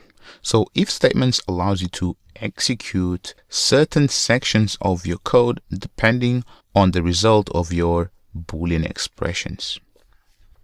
So let's create a variable. So let me simply say int and then age equals to and then 17. And let's say that we want to print to the console whether this age right here is an adult or not, right? So let's, for the sake of it, just say that for you to be an adult, you need to be 18 or over, right? So if it's less than 18, we say you are not an adult. And then if you are, we say yes, you are an adult. So to do that, we simply use the if statement. So if statement works like this. So if, and then inside right here, we pass a Boolean expression. In our case, I'm going to say age. And then if age is greater or equal to 18, right? If it's greater or equal to 18, we know that it's an adult. So let's simply log to the console and then adult. Oh, actually, hooray. Right. So hooray, I'm an adult. So if I run this, you can see that we get nothing to the console. We literally get nothing. So basically, this condition right here, this was false. Therefore, it didn't execute this condition. So remember that we've learned how to flip values, right? So let's say that we want to group this and that like that. And let's say that you want to check that this condition must not be true. So for that, you can flip the value like that and then run it. There you go. So now you can see that, hooray, I'm an adult. But this is not the case, right? Because the age is actually 17. So if I go back and remove that, so the way that you can then say, if it's not an adult, then do something else, right? So right here, I could simply say south, and then I am not an adult, right? So I could do this, but if I run this, you can see that I'm getting, I am not an adult. But even so, if I change this to 18, or actually 18, run it, you see that I'm getting hooray, I'm an adult, and I'm not an adult. So basically this line right here, so line 11, gets executed regardless, right? Because it's not part of this if statement. So if you want this to be part of this if statement, you can say else, right? And then right here, if I go back, I'll actually put this line inside and then indent this. There we go. So now this is what a if statement looks like. So here I'm saying if it's an adult, you print this, otherwise you print I'm not an adult. So if I run, we should only have now one statement. There we go. Hooray, I'm an adult. If I change this to 17 and then run it, there we go. You can see that it says I'm not an adult. We could also combine these. So let's say that I want to, so I'm going to grab this line for now. I'm going to say else and then if. So now I'm actually having a second expression, Boolean expression, right? So if age is bigger or equal to 18, do this. And then I'm having a second if. So if age equals to 17, or actually let's say 16. So if it's between 16 and 17, right? So if age is greater or equal to 16, and then age is less than 18, we want to simply log to the console south, I am almost an adult. And then finally, right, so let me actually run this so you see the output. So there we go, I'm almost an adult. But now if I change this to 15, you can see that we get nothing to the console. This is what you use the else condition for. So else is the last block if none of the above conditions are met. So if I run this, you should see that I am not an adult. And again, we've used if statements with numbers, but if statements are used with any Boolean expressions.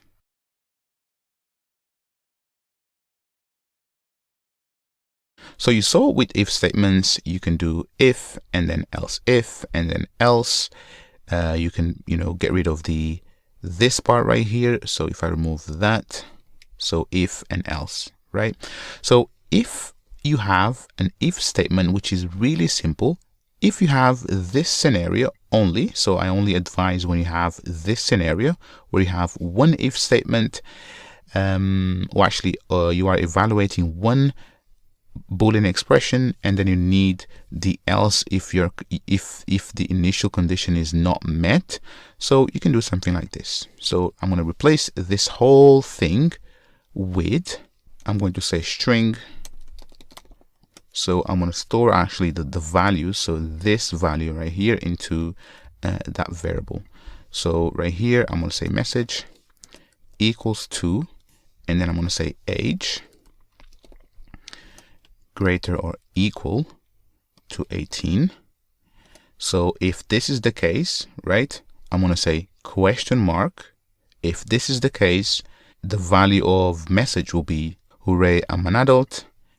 And if I put this on a new line so you can see it properly, and then else, this is when you put the column right here, and then this other message, just like that, and then like that. Whoops, just like that. And there we go. Now I can say south and then message. So you can see that this is actually much neater instead of having something like this, right? But as I said, this should be only used when you are evaluating just one Boolean expression, and then you need a default value, right? As soon as you have else if, so else, if, right, then things become really complex. And also, if you have, let's say you have, right here, you have two print statements, right? So south, I'm happy, right? So if this is the case, then definitely you can't use the ternary operator, because with ternary operators, you cannot have, so right here, so you see these braces. So everything that you do inside here, so this is the actual logic, you're not allowed to do it with ternary operators. So ternary operators is when you want to return a value, right? As soon as you want to mix logic inside and your if statement becomes too complex, then do not use this. But let me just show you that. So right here, if I delete that, if I run it, you should see that I am not an adult. So it's just printing this part right here. But as soon as I add 18, you can see that it's printing now this value. And this is all about the ternary operator. If you have any questions on this operator, let me know and I can give you further examples.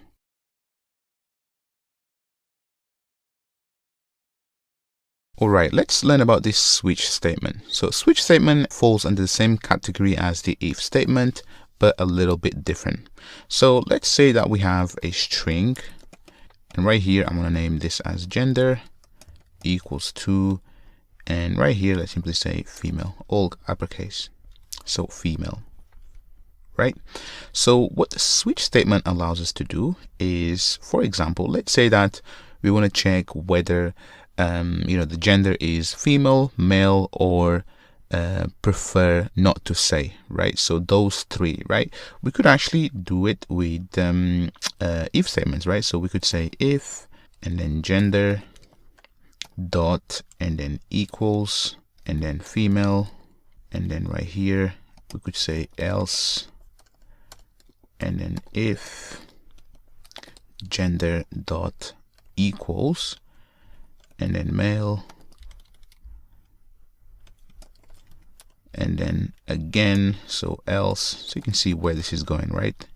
If, and then gender dot equals, prefer not, and then say, and then we also should have like an else, right? So an else, and then this is when you say I don't recognize the gender, right? But you see that this is how we would do it with if statements.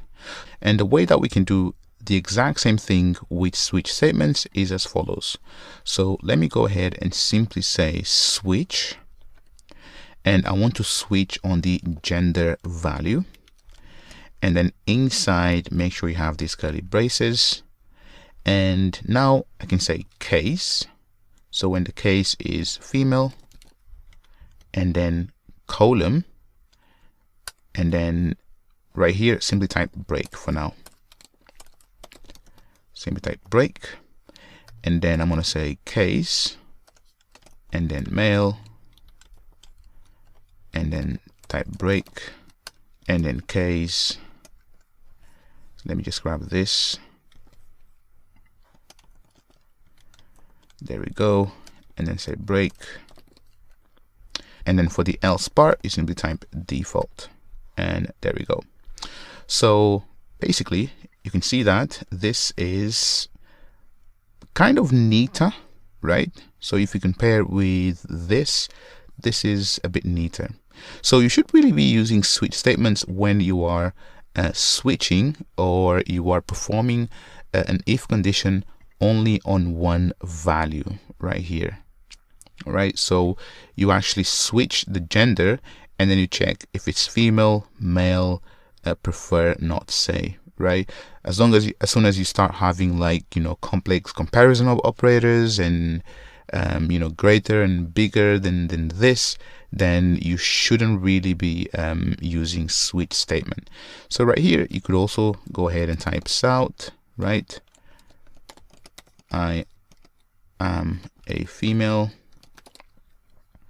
So again, let me simply say male,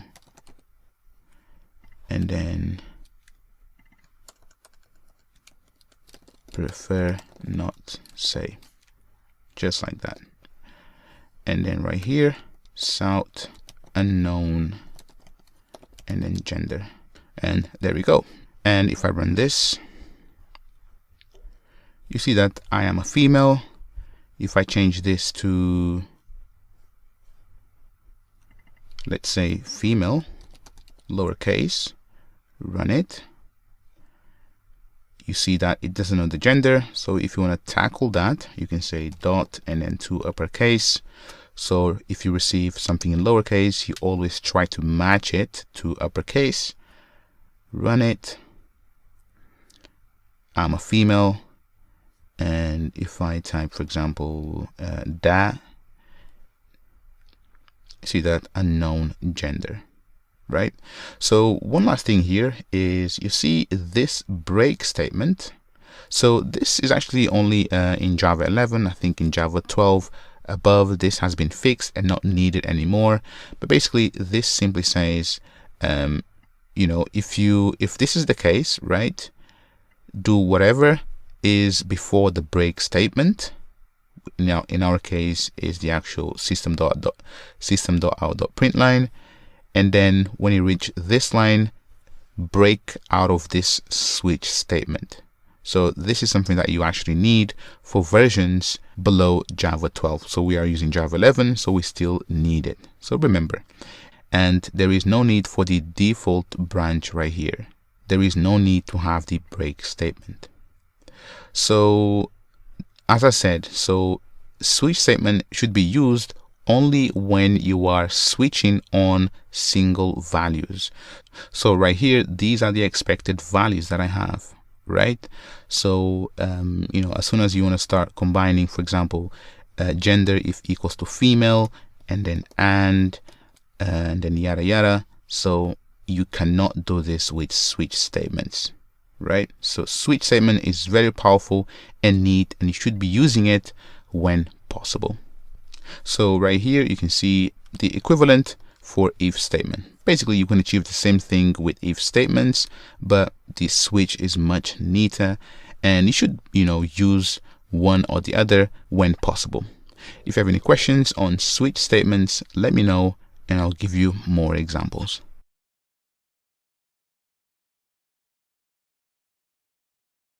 Let's learn about arrays. So far, we've been able to create variables as such. So int and then 0 equals to 0, and then int and then 1 equals to 1.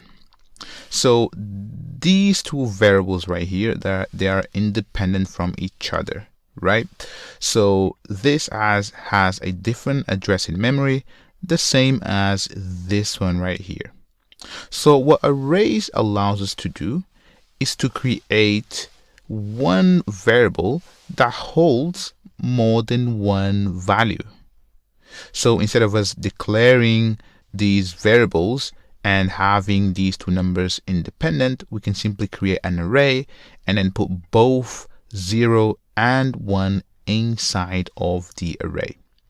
So let me go ahead and simply say that I want an integer, and the way you create an array is by simply adding the curly braces and then simply say numbers. Now here simply say equals to new and then int, and then simply put the curly braces again. The final thing that we need to do is to specify the size of our array. So when I mean size, I mean how many items that this array can have. So in our case, it can have 2 items. So we want to store both 0 and 1 inside. So now I need to end this with semicolon, and now we have an array. So let me first go ahead and actually print this array right here so you can see the actual contents in it. So to print an array, simply say south, capital A, and then arrays, and then dot, and then 2, and then string, and then simply say numbers. Now let me go ahead and run this. So you see that this is our array. So currently when we initialize the array with 2 spaces, right? So you can see here, so 0 and then 0. So this is the actual size of the array. So if I was to increase this to 2, or actually 3, sorry, and then run again, you can see that we have now 3 zeros.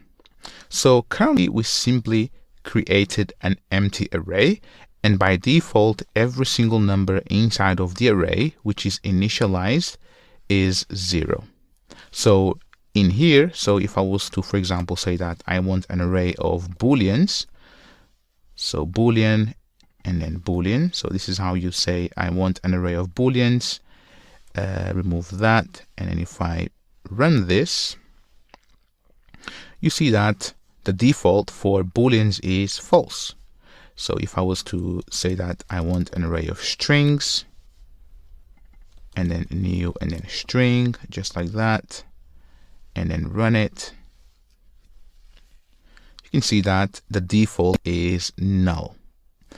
So this is how you actually determine the actual data type inside of the array.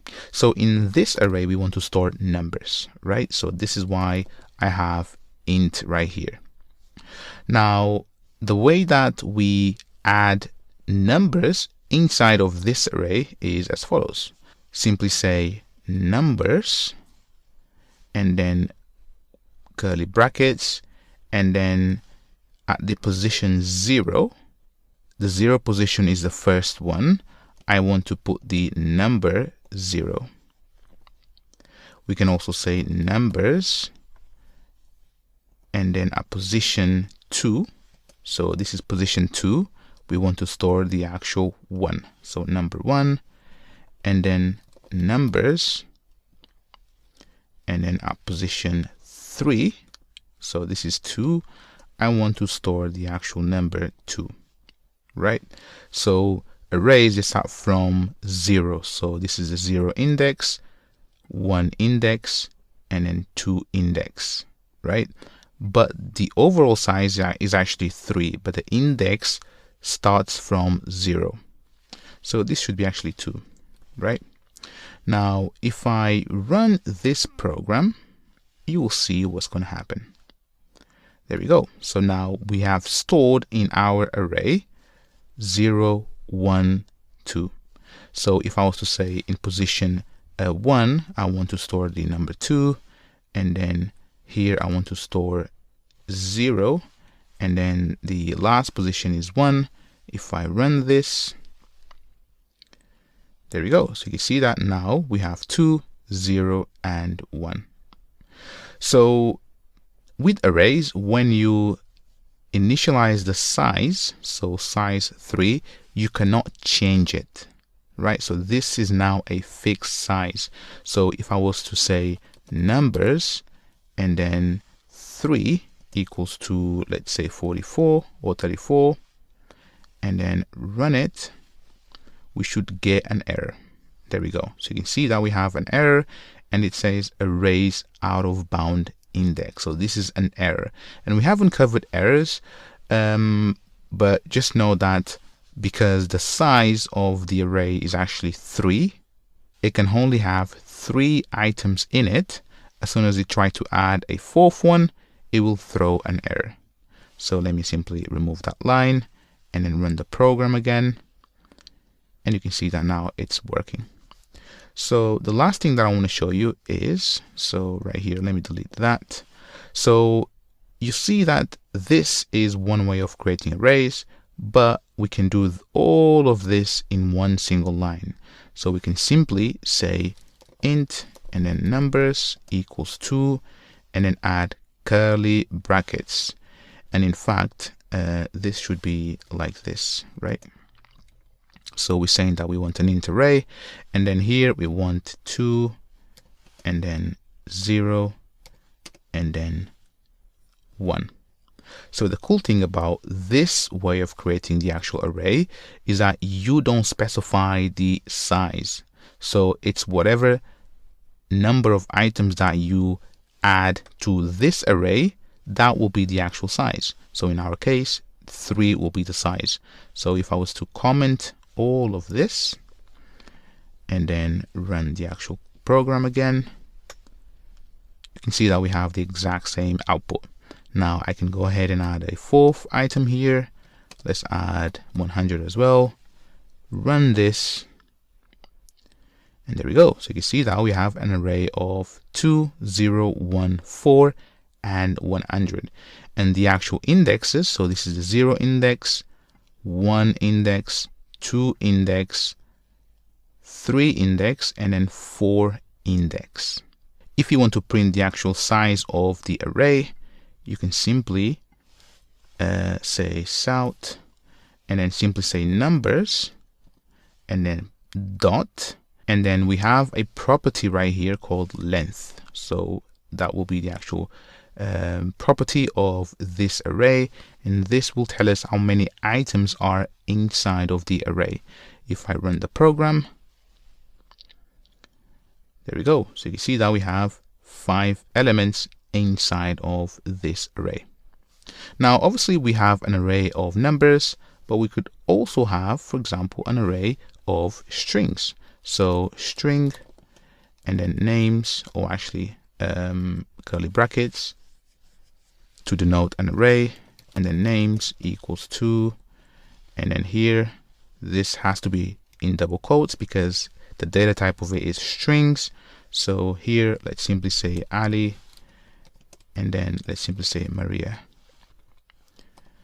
Now let me actually print this. So system.out.println, oops, so south, and then arrays dot, and then to string, and then names. Let me also print the actual size. So south, arrays dot, and then, oh actually not arrays, but the actual names dot, and then length. If I run the program, you can see that we have, so this array this time only contains Ali and Maria, and the size is 2. So there we go. This is how you create and use arrays. If you have any questions on arrays, please do let me know, but they are very useful when you want to store more than one value at a given time. So remember, with a simple variable, so if I was to have this int and then let me simply say n for number. So here I can only store one value. I cannot store more than one. So this is when arrays come to rescue, when you want to store multiple values in it. If you have any questions, please do let me know. Otherwise, let's move on.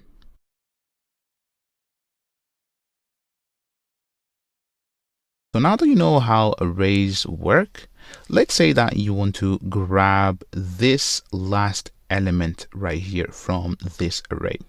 So the way you do it is as follows.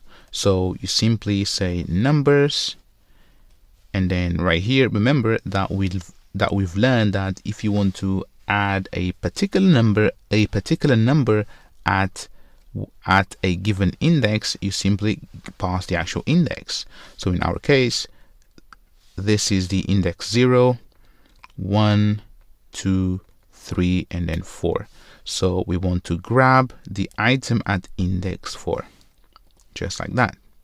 So now obviously we need to store this into a variable, because this now gives us the integer value.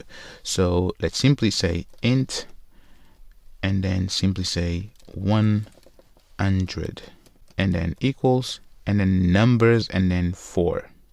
Now let me simply say south, and then 100, run. There we go, we have 100. Now let's say that you want to grab the number 4 there. So let's go ahead and simply say int, and then 4 equals 2, and then numbers, and then guess what, index, and then 3, right? So let me actually now do a south here, and then 4, and then run the program, and we get 4 right here. So if I was to change this to 90, now that value is 90, and also the variable name doesn't match the actual value that we are getting from the array, right? But you get the point. So let me actually go back on that. So leave it as 4.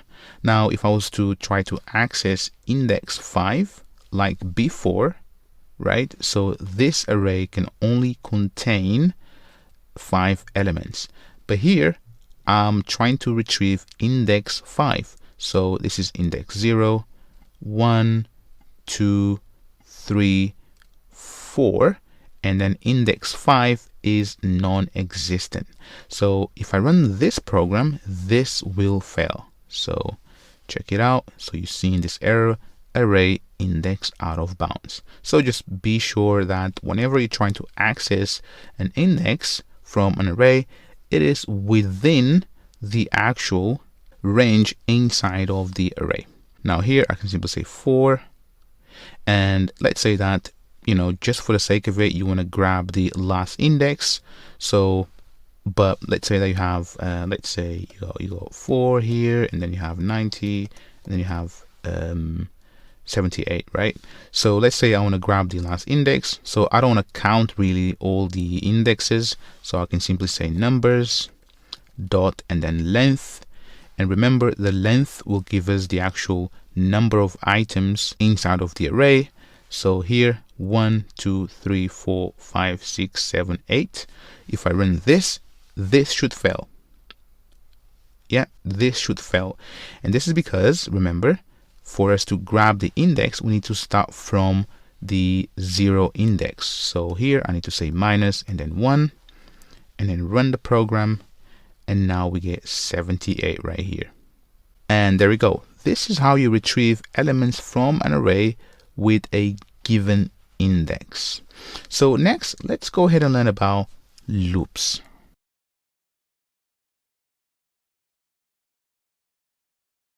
Right, let's understand what I++ means and I minus minus.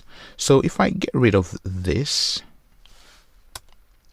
and let me go ahead and create a new variable, so int, and then simply say number equals to 0. So now I can say number and then plus plus, and then simply print the actual number. So number. So this is the following. So you see that this simply says take the current value of a number, and then plus plus simply says increment it by 1. So this is the exact same thing as saying number and then equals to, and then take the current value of number and then plus and then 1. So this is the exact same thing. So if I run it, you can see that we have 1. The same with minus minus. So right here, if I say number minus minus, and then run it, you can see that we have minus 1. And this is the exact same thing as take the current value of number and then minus 1. If I run it, you can see that it's the exact same thing. And if I go back, so if I press Ctrl Z there, so you see the actual loops again. There we go. So here, this is exact same. This is what I was doing, right? So here I could say I and then equals to I and then plus 1. It's the exact same thing, but I plus plus is the actual shorthand version, right? I plus plus. So in here, so let me simply remove this. So if I paste that again, so if I say number plus plus, right? So number plus plus, that increments it by 1. But if you want to increment by 2, this is the way that you do it. So number and then plus and then 2, right? So the I plus plus is only a shorthand when you want to increase the number by 1. There is also another way of actually increasing numbers. So instead of you saying number plus 1 or plus 2 plus 3, you can simply say, so number equals to, and then actually plus and then equal, and then the actual number, right? So here I'm saying number plus equal and then 1. So this increments the number by 1. I can say 5. So if this initial number is, let's say 3, so the output of that will be 8. There we go. So if you want to decrement the number, you can simply say minus equal and then 5. Run it. You can see that it's minus 2. So there we go. So basically this is the exact same thing as number equals to and then number minus 5.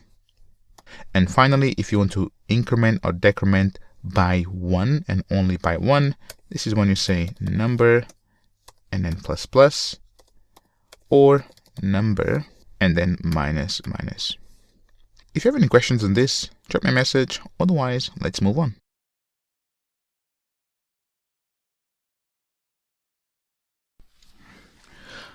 Right, so you saw how to loop through arrays using this for loop, and this is the for I loop. So in Java, we have something called enhanced for loop, and enhanced simply means that it's a better version of you looping through arrays. So the enhanced for loop works as follows. Simply say for, and then here simply say int. So this is the actual data type, and then simply say number, and this is the actual variable, and then say column, and then numbers. So basically I'm saying for numbers, take the individual numbers one by one, and then put it inside of this variable right here called number. So now open and close curly braces, and I can simply say south. And let me simply say south here, enhanced for and then loop. And now I can simply say number and then run it. You can see that it's the exact same thing. So enhanced for loop 2 0 1 4 100 4 90 78 77. So this loop right here So this loop right here and this one are the exact same thing. But the difference here is that with this loop, right, I do have access to the index value, right? Whereas in here, I don't have access to the index. I only have access to the actual number itself, which means that, for example, here, if you want to, for example, if you want to check the next neighbor, right, inside of this array, so the next neighbor of 2 is 0, you can't do it with this, but with this one here, you can. You can simply say I and then plus and then 1, and this will give you the next neighbor, right? So this is something to bear in mind. So this enhanced for loop doesn't give you access to the actual index. So you saw that we have numbers, but this also works with a string array. So string and then names. Oops, I always forget the actual brackets. And then names equals to right here. Let's simply say Anna and then Ali, and right here. So now this has to be string. So that's the individual data type inside of each element. So string and then string, and then here this will be name, or you can name it as n, whatever you want, right? But as we learn how to name variables, they have to mean something. So name, and then here simply say names, which is the actual array, and then simply print name. So this guy right here. So if I now run the program, you can see that we have Anna and Ali.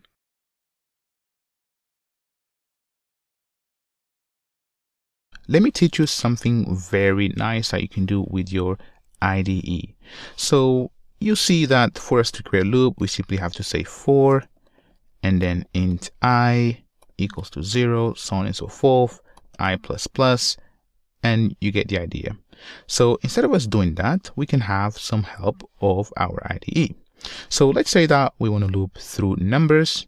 So from left to right, simply say numbers, and then dot, and then for, and check this out. So you have for I, for R, and then the actual normal, or actually not normal, but the enhanced for loop. So for I, so for and then I, I'm going to pick that one. And you can see that we get everything filled in, right? So let's try the other one. So numbers, dot, and then for, and then R. So this is the actual reverse, right? So from right to left. Enter, and there we go. So you see that this is much quicker, right? So this is why IntelliJ, it's amazing, and you should really be using awesome IDEs like this one. So finally, if I say names, dot, and then for, and this is the enhanced for loop, enter, and there we go. So you see that I was able to create these loops in seconds. So there is another way that you can loop through arrays, and let me quickly show you. So this is more on the advanced side, but I still feel like I should teach you so that you know that there are many ways that you can loop through arrays. So go ahead and simply type arrays dot and then stream, and as I said, this is more on the advanced side. So simply say numbers and then dot and then for each, and then simply type system dot out and then column print line. So again, this is on the advanced side of things, and I don't expect you to learn this, right? But this is one of many ways that you can loop through arrays. So here, if I want to loop through names as well, simply say names, and if I run this, you should see that we have the actual output right here, and this is beautiful code. But as you progress through your journey in learning Java, I'm going to make sure that you understand this as well. But this was just a bonus tip that I wanted to give you. That's all for now. Join me on the next one.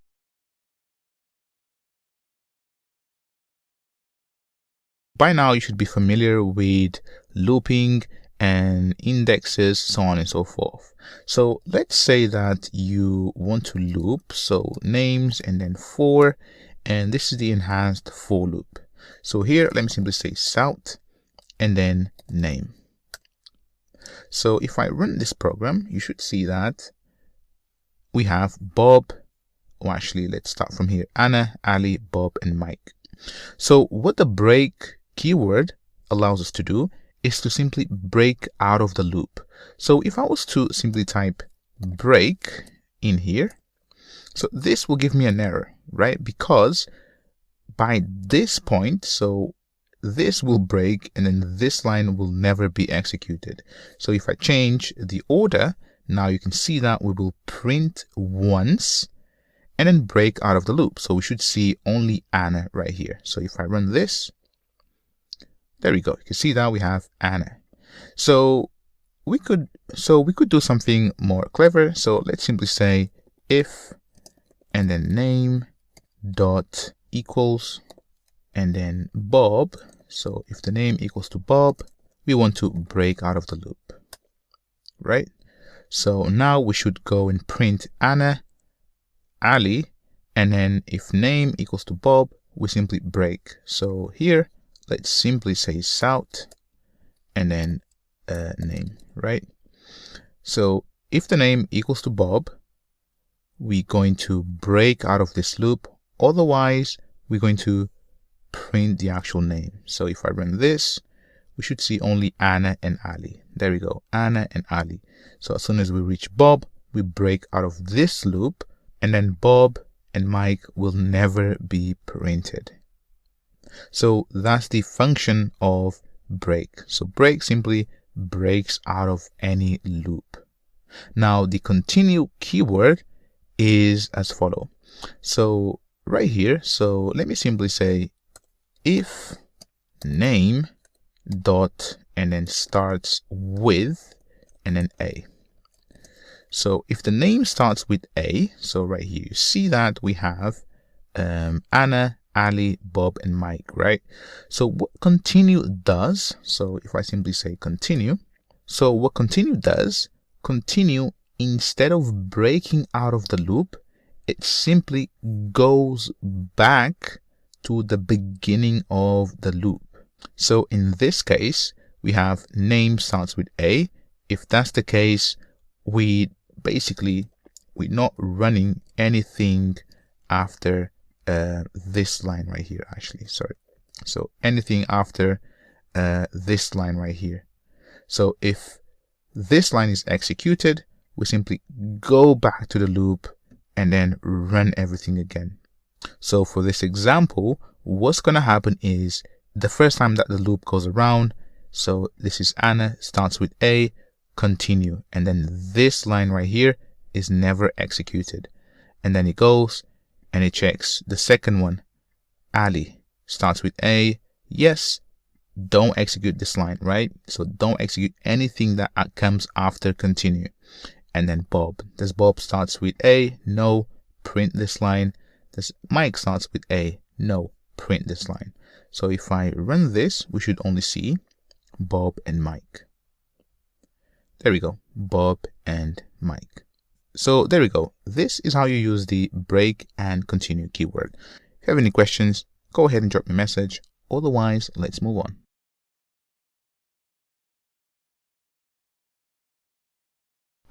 Let's learn about the while loop. So the while loop allows us to loop while a Boolean expression evaluates to true. So the syntax is as follows. So while, and then parentheses, and then right here, so this part right here, so this is the actual Boolean expression. So right here, if I say false, you see that IntelliJ is telling me that this is an unreachable statement, right? Because if this is false, this won't be executed. But if I change this to true, you can see that now I can say south, and then here let me simply say hi. right? So if I run this code, this will run forever. This again will run forever. So if I run it, you should see on the console that we have hi, and you can see here it's just running forever. So this will never stop. So what I'm going to do is I'm going to pretty much just stop, because this is actually consuming lots of resources, and I'm going to declare a variable. So let me say simply int and then count equals to and then 0. Now here I'm going to say while count is less or equal to 20, I'm going to print the value of count. So I'm going to say actually count and then plus and then count. And then in here, I'm going to increment the value of count. So I'm going to say count and then plus plus. Now, if I run this, this should only run 20 times. So there we go. So count 20, and you can see that it ran exactly 20 times. So in the event that count equals to, let's say 21, run it, you can see that this does nothing because 21, so count is actually bigger than 20, so therefore this won't be executed. So this is how you use the while loop. So basically while pretty much just runs your loop while the Boolean expression is true. As soon as the Boolean expression is false, then it pretty much breaks out of the loop.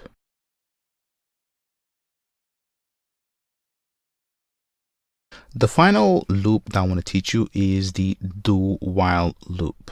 So as you saw previously, the while loop simply executes the block of code inside of the curly braces while a condition is true. So if I run this, so you remember what we've done before, you see that it prints all the numbers from 0 to 20. If I say that this is 21, and then run it, you can see that this does nothing.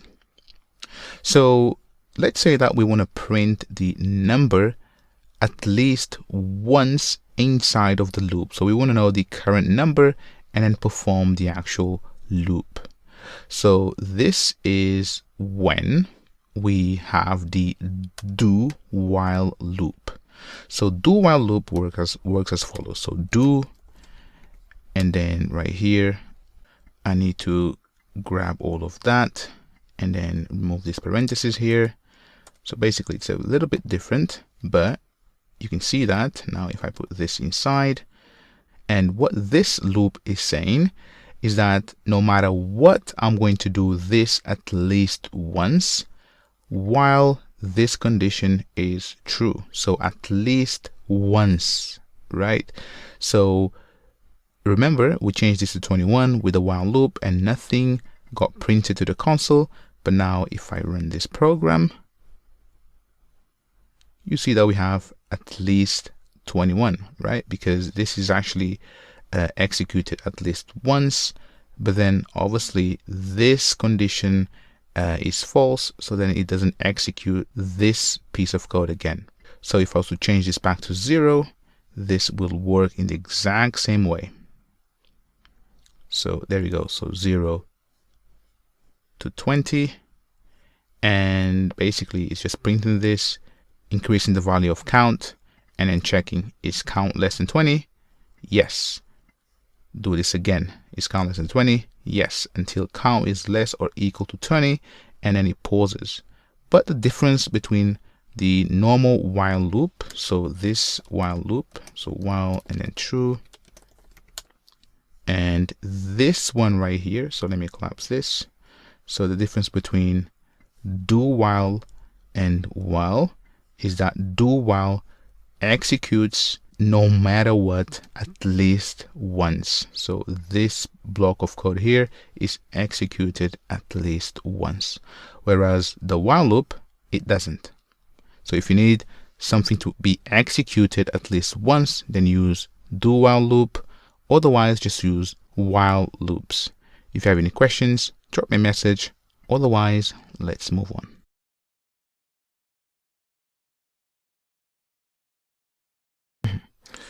Right, let's go ahead and learn about the scanner class. And basically, the scanner class allows us to take user input from the console. So let's create a very simple program that takes the user name and then prints to the console hello and then the actual name.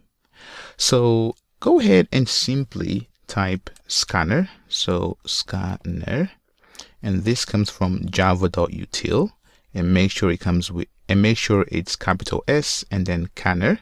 So right here you can see the import statement from java.util scanner, and then let me simply name this as scanner equals to new and then scanner, and then within parentheses simply type system dot and then in, lowercase in, just like that. We have now this variable right here, which is an object, and I'm going to explain objects, what objects mean in a second, but this variable right here now can take user input from the console. So if I run this program, you see that the program runs, and in the console nothing happens, and then the process finishes. So the program just exits. So what we want to do is actually say south. So let's simply say south, and then what is your name? And what we're going to do is to take the actual user input, we will simply say scanner dot and then next and then line. So next line means take the actual string that comes from the console. So right here, you'll see this in a second. So right here, and then user and then name. Now if I run this program, you can see that we have what's your name, but the program does not exit because it's just waiting for user input.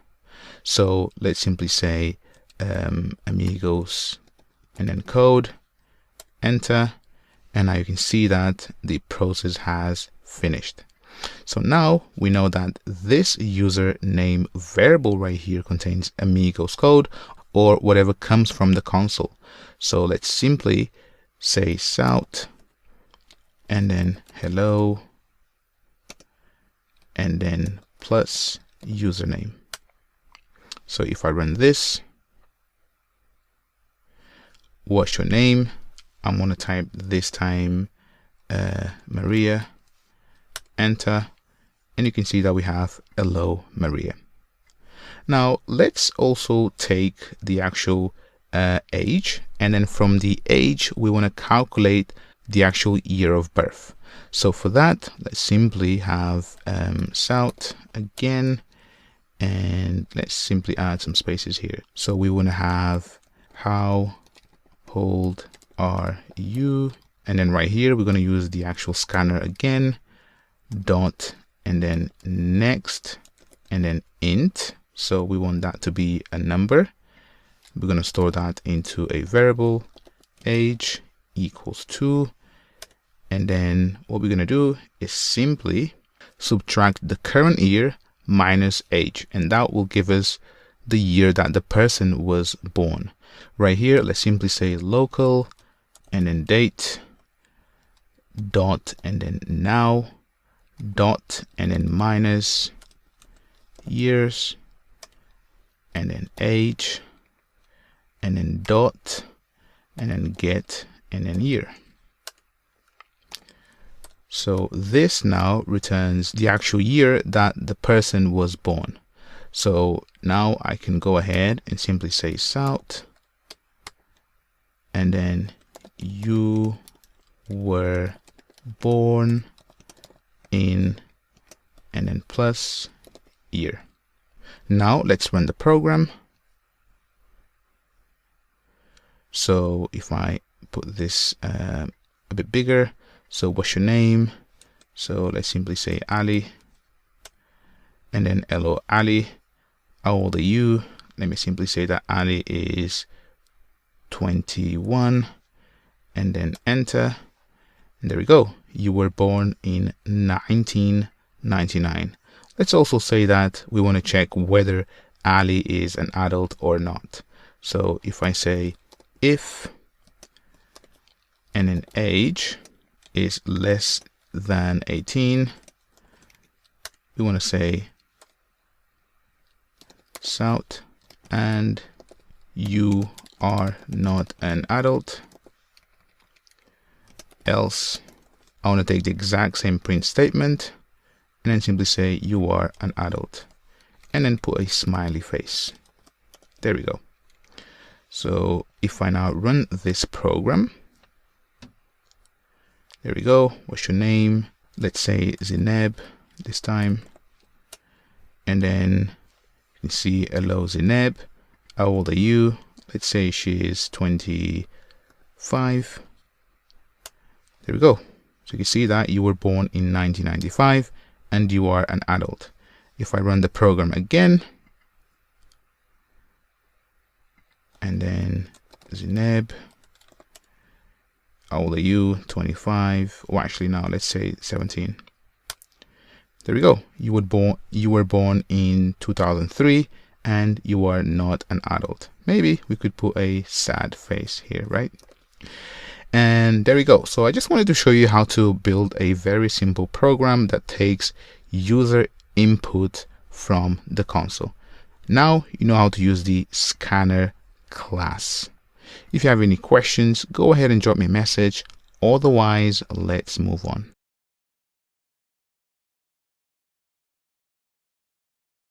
Let's learn about methods. So methods is simply a block of code which only runs when it's called. We can pass data into a method. This is known as parameters. In a nutshell, methods are used to perform any logic.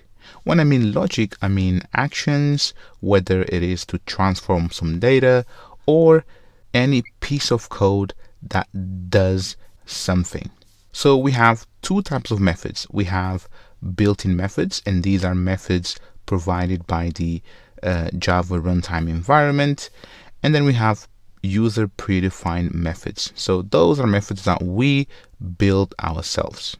So just an example. So right here, so check this out. So you've seen that system, oops, not system tray, but system dot out dot and then print ln.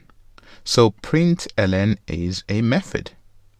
And right here, so these parentheses simply implies that we are invoking the actual method. So I said that with methods, we can pass some data, and these are known as parameters. So right here, you've seen that we've been printing to the console. So here, let me simply say hello, and then run this.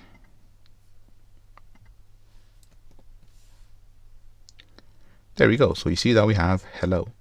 So this method right here, so this method println is provided by default. We didn't write this method ourselves. So the same with, for example, if I create a string variable, so string, and let's simply say brand equals to, and then Samsung. And right here, let's go ahead and simply say South. Right, so println, so we are invoking this method, and then let's simply say brand dot and then to uppercase.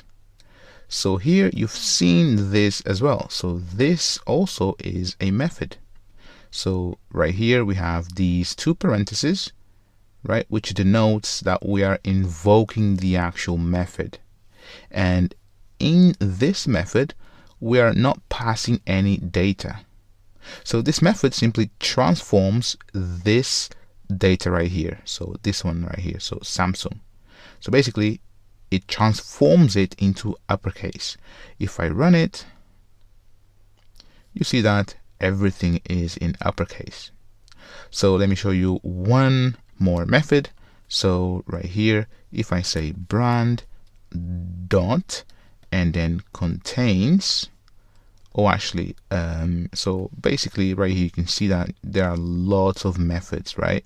And then let's say that starts with, so right here, so starts with, and then let's simply check whether it starts with S, right? So we are passing some data into this method right here called starts with, and what this method returns is a boolean, starts with, and then S equals 2. And if I now shout to the console that variable and run it, you can see that it is true. I can change this to lowercase s, run it, it is false. So I can take this, and let me just take that and then delete this line and then print it inline, sorry. And now I can duplicate this, and I've got ends with s. So right here, let me actually change this to uppercase. So now if I run this, you can see that starts with capital S, true, ends with lowercase s is false. I change that to lowercase g. There we go. So true and true. So if I type brand and then dot, you can see that we have a bunch of these methods. So we didn't write any of these methods, so this is given to us by default. So with Java, there are many classes, such as the string class, that comes with a bunch of methods that we can use. And throughout your journey in learning Java, you will start, remembering these methods as you use them again and again and again. So next, let's go ahead and write our very own method.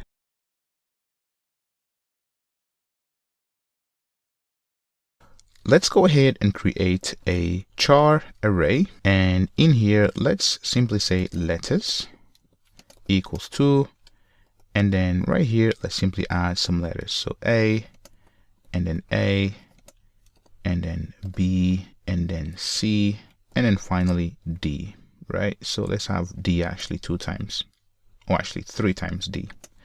So we have so A 2 times, B 1 time, C 1 time, and then D 3 times. So let's create a method that will count the number of occurrences for any given letter. So right here, outside of this main method right here, so this, in fact, so the public static void main is a method, and you can see that the parameters are a string array, right? So called args. So this is more on the advanced side of things, but don't worry about what this actually means and where it comes from, because you will learn that in later courses. So right here, let's go ahead after the main method. For now, simply type public and then static and then int and then count and then letters and then occurrences and then open curly brackets, and for now simply return, so let's return 0 for now, right? So public means that this method is accessible by other classes, so you'll learn more about the access modifiers of a method. Static means that this method belongs to a class. Again, don't worry much about it because you will learn this later. And then int, so this int is the actual return type of this method. So right here I'm saying return 0. So if I was to say 0.0, this doesn't work because I've told this method to return an integer. If I wanted a double, I could say double. You can see that now this works. So simply say int, and then here for now let's simply return 0.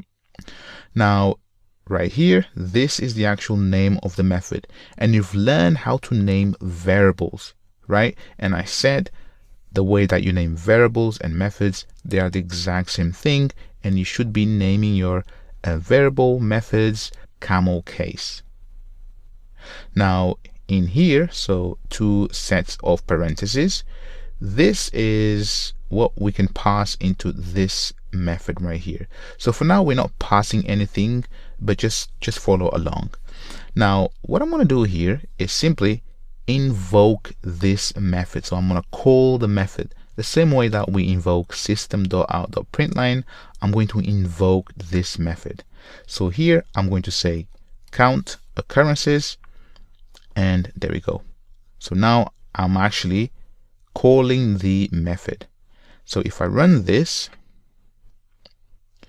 nothing happens, right? Nothing happens because this method is not doing anything really. So it's just returning the actual value 0. So here I could say int and then count equals 2, and now if I simply print the actual count value, so count and then run, you can see that we have 0 right here, right? So if I was to change this to -1, run it, there we go. See that we have -1. The same if I was to log, so south, so inside of the method, so method, and then let me copy that, was invoked. So I'm saying that every time that you invoke this method, print this and also return -1. So if I run this,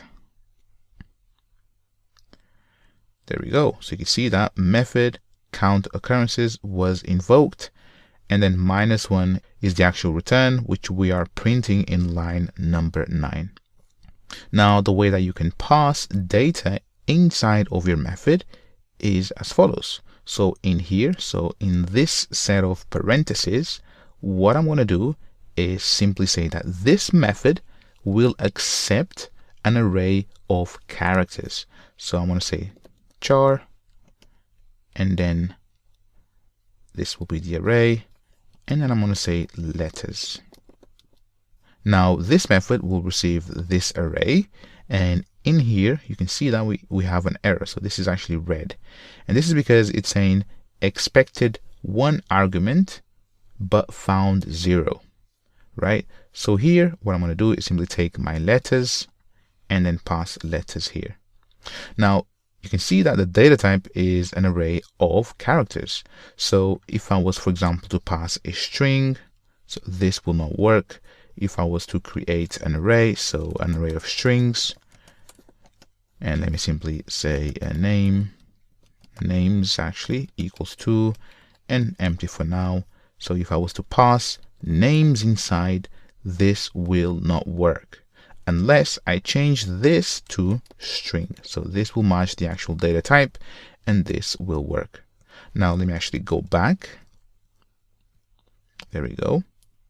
So there we go. So I'm going to go back here. Now let me pass letters inside, and this is how we pass data inside of our method. Next, let's go ahead and implement the actual logic that will count the number of occurrences for any given letter.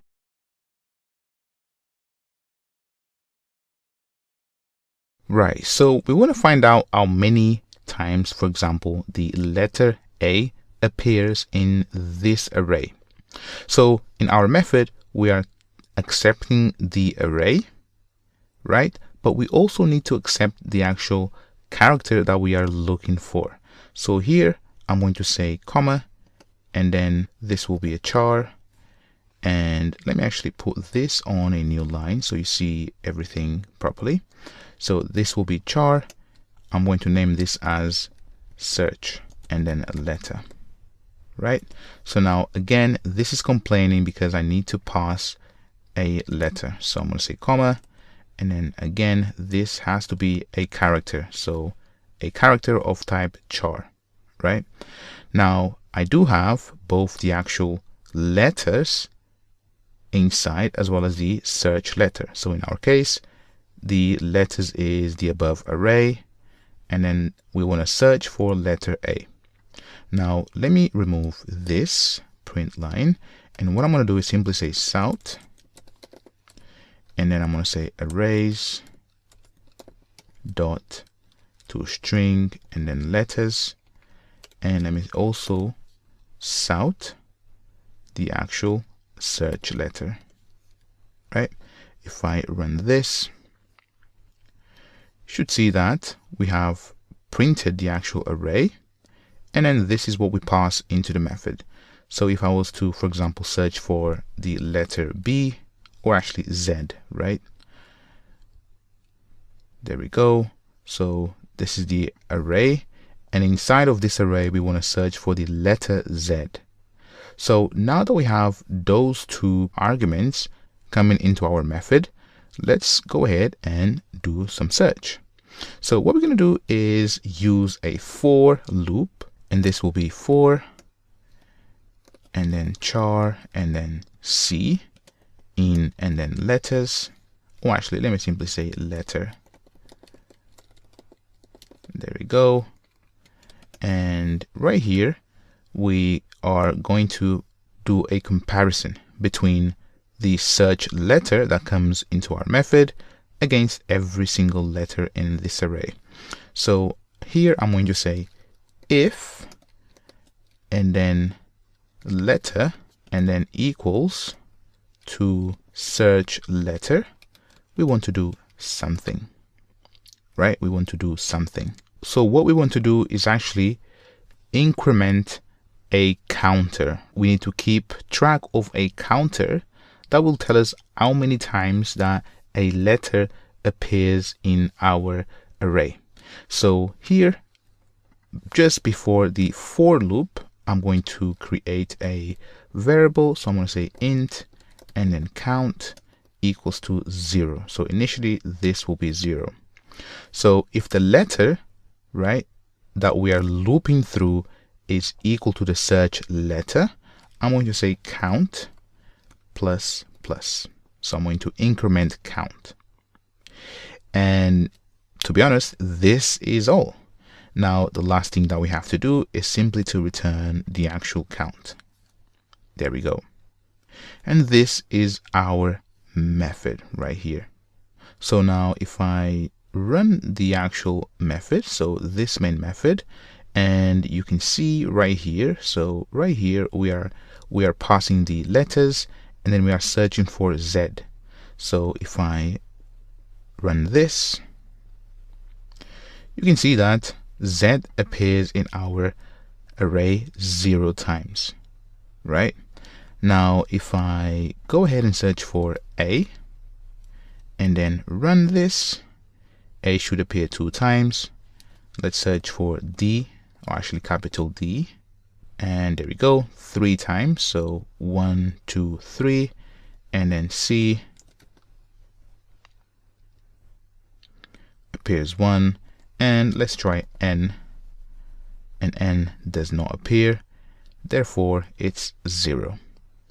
So there you have it. So we've built our very first method, and you can see that this could be really anything that you want, and this is what programming is about, right? So programming is about you solving problems by creating methods and then writing algorithms inside of those methods, right? So an algorithm is simply a sequence of steps to solve a problem. So here, this is our algorithm, right? We are searching for a letter and see how many times that it appears in an array.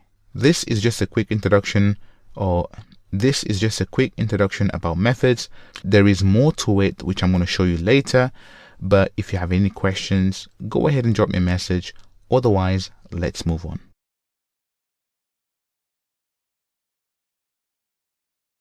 All right, now let's learn about classes and objects. So a class is a blueprint to create anything that you want, right? So I remember I used to, really struggle with this concept, but I want to make sure that you really understand this concept. So let me just take this lens right here. So you can see this is my Sony lens, right? So what a class is, so a class is a blueprint for creating these lenses, right? So for example, whether it's Sony or Canon, they have their own, machines for creating lenses, right? So those are the actual blueprints, right? So how these lenses are constructed, right? So that's a blueprint. You define basically a template of how to create lenses, and then from that template or that blueprint, you can create multiple lenses. So then you have the actual template. You say, now I want this lens right here, right? And then from that same blueprint, you can create this other lens, but with different attributes, right? And these two individual lenses right here, these are the actual objects themselves. So this is what an object is. An object is anything, literally anything that you can think of in the real world. So here we have a lens. So this is the actual object, right? So what creates these objects are the actual classes or blueprints. So the same with, I would say, for example, this sticker, right? You could literally represent this in code, right? So here you could say, for example, the color, the text, so on and so forth. So with classes and objects, right? So when you define classes, and I'm going to show you exactly in a second. So with classes, they have two things. They have the attributes. So these are the things that define the actual objects that you want to create. For example, this lens right here. So the attributes would be, for example, the color, the aperture, right? So those would be the actual attributes, whether it is prime or not, the brand. So these are the attributes, right? And then the behaviors is what this lens can do, right? This lens can focus, right? And also in combination with the camera, it can take pictures, right? So this can focus, and I think basically if it's prime or not, then you can actually zoom as well, right?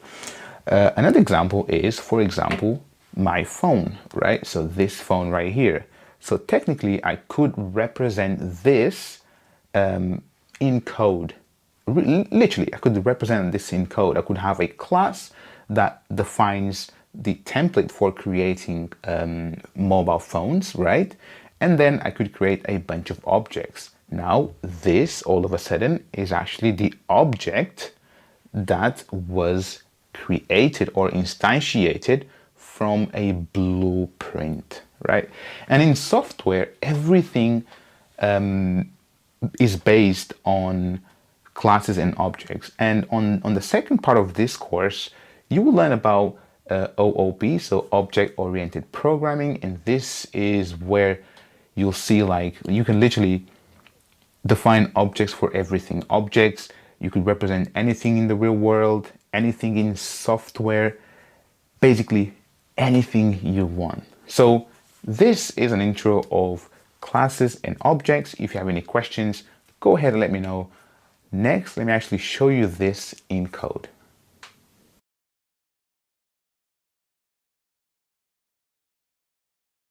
Right, let's go ahead and create a blueprint or a template, right? So, let's go ahead and create a class that allows us to create lenses.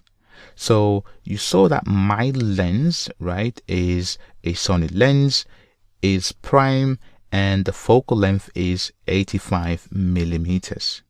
So we can represent that in code by creating a class. So a class is a blueprint, and then from that class we can create the actual object, which will be the actual lens.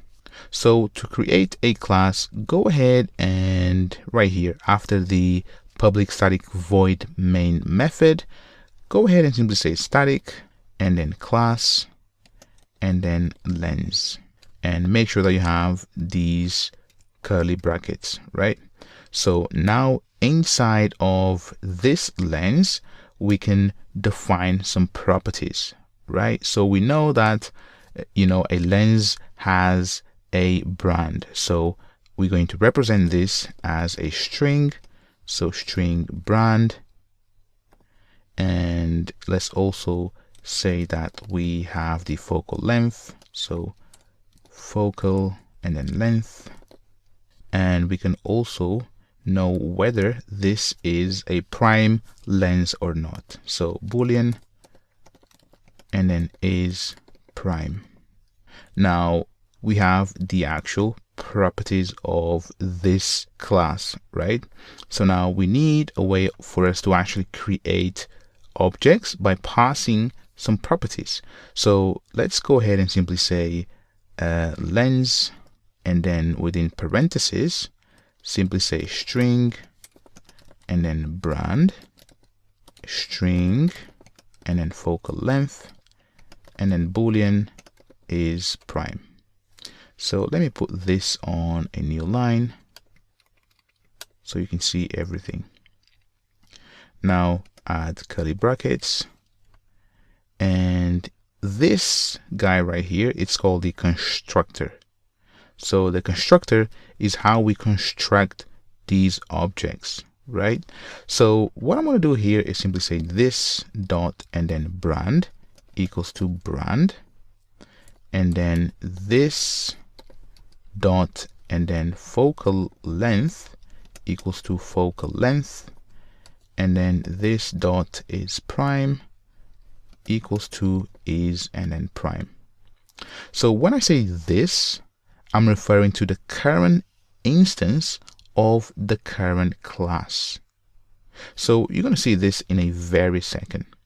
So this now is our blueprint. So this is our template for creating lenses, right? So just bear in mind that the reason why we are using the static keyword is because we want to be able to use this class inside of this public static void main. So there are better ways of creating classes, i.e. having a file with this class in it. But for now, I just want to keep things very simple and in one place. Now that we have the blueprint for creating lenses, or the blueprint or the template for creating lenses, next let's go ahead and create two lenses based off this template.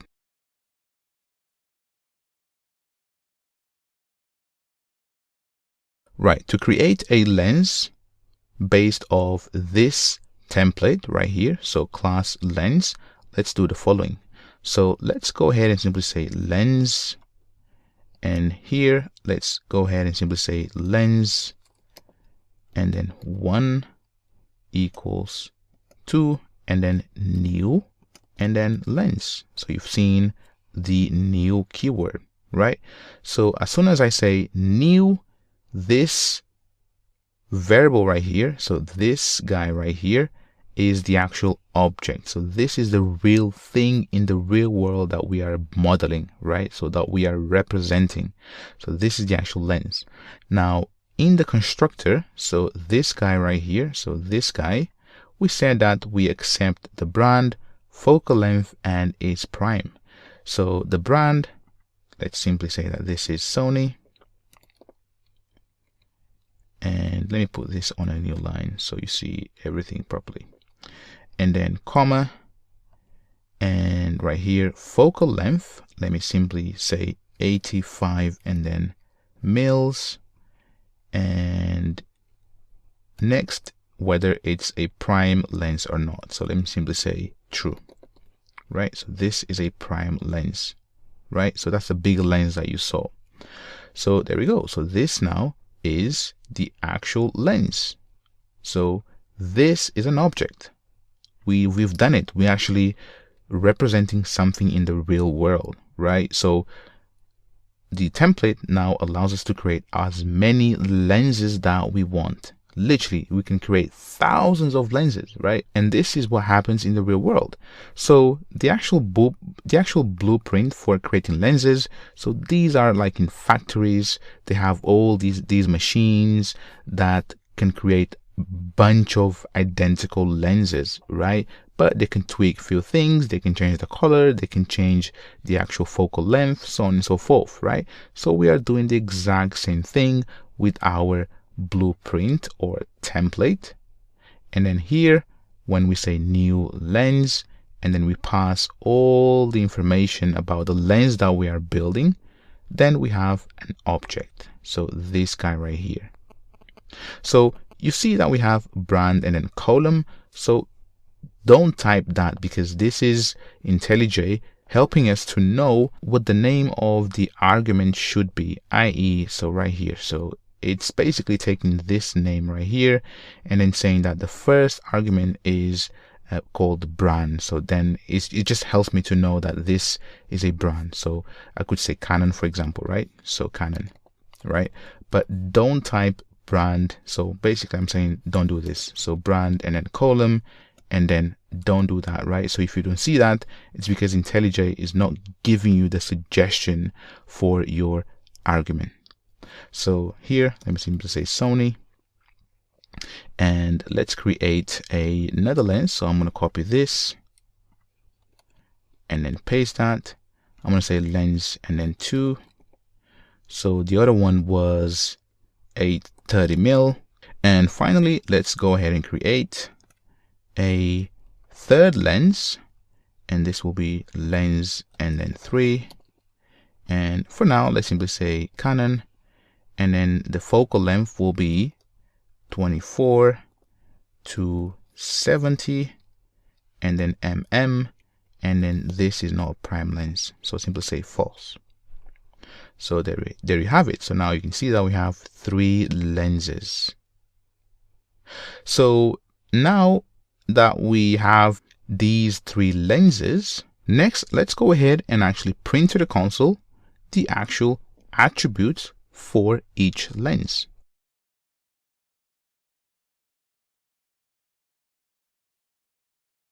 So let's go ahead and create or actually let's simply say south and then lens and then 1, or actually 1 like that. So let's simply say south and then lens 1 dot and then brand, and then let's duplicate this 2 times, and we want the actual focal length. The actual is prime value, and let me grab all of this again, and then let me simply paste that in. Have some space here so you see exactly everything. So lens 2, and this will be lens and then 2, or actually not 3, 2. And then let's copy again all of this and then put it here, and then lens 3, and then this should be 3, just like that. Now let me go ahead and simply run this program. So if I expand this, and let's add some spaces, so south print line and then south print line here. So let me run it again. There you have it. So if I expand this, you can see that we have on the console lens 1, and you can see the details. So Sony 85mm, true for whether it's prime or not. Then we have lens 2, it's Sony 30mm and also prime. 3, Canon 2470, and then false is not prime. So hopefully you can see that how classes and objects work.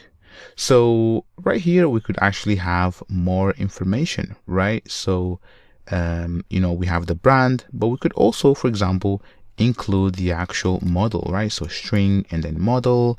We could also have string and then color, and then perhaps the actual price as well. So price, and then and then the actual weight, so the actual weight of the lens. And you can see that we can model this with a bunch of properties, right? So when I say we can model anything that you think of in the real world into code, I mean you can. So this is how you do it with classes and objects. So this is just an introduction about classes and objects, but I'm going to show you later in my other course exactly how to build classes and understand the properties and behaviors, and also having methods and the best practices for creating classes. So this is all for now. If you have any questions on classes and objects, please do let me know. But remember, a class, so this class right here, is a blueprint for creating objects. And what an object is something that models something in the real world. This is all for now. Catch me on the next one.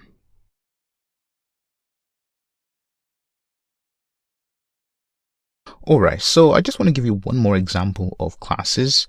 So you saw that before we represented the actual passport and a number as a string, right? So let's say that we have this passport number, right? Now, technically, you know, there is more to it when you want to represent a passport.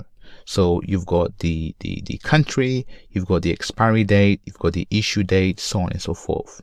So let's go ahead and actually model a passport. So right here, let's go ahead and simply say static and then class and then passport. So make sure the class starts with uppercase. So here, passport. Now we can have the actual number, right? And then let's also have, for now, the actual expiry date. So we're going to represent this as local date and then expiry and then date, right? Now let's go ahead and have a constructor so that we can create multiple of these. So passport, and we're going to have string and then number.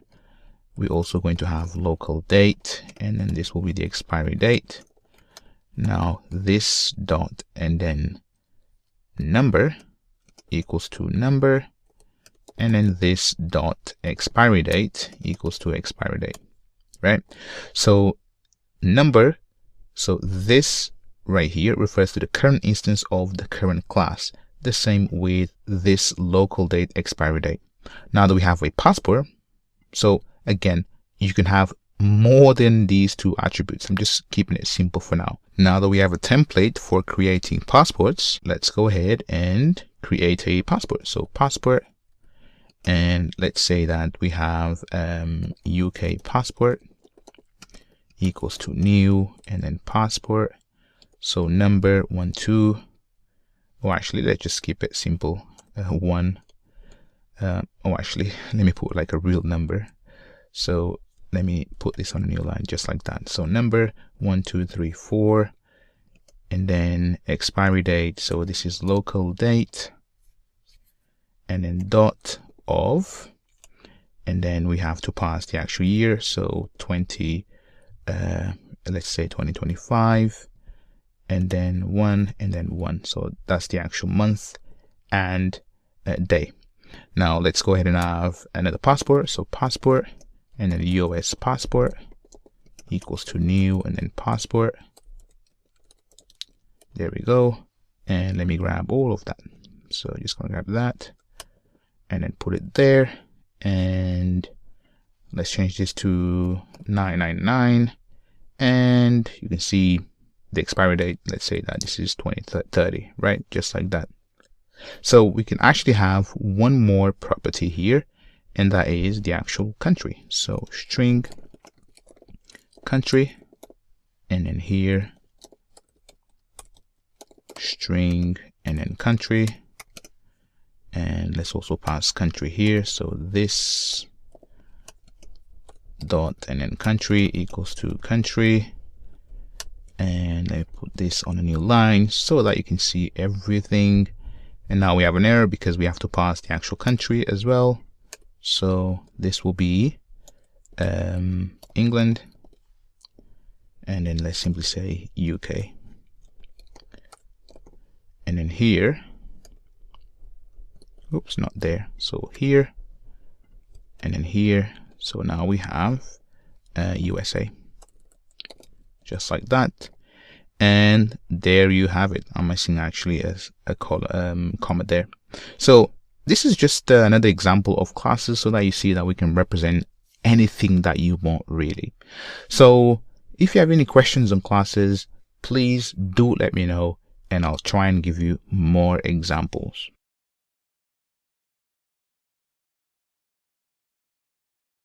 Right, I want to congratulate you for reaching this far and completing this course.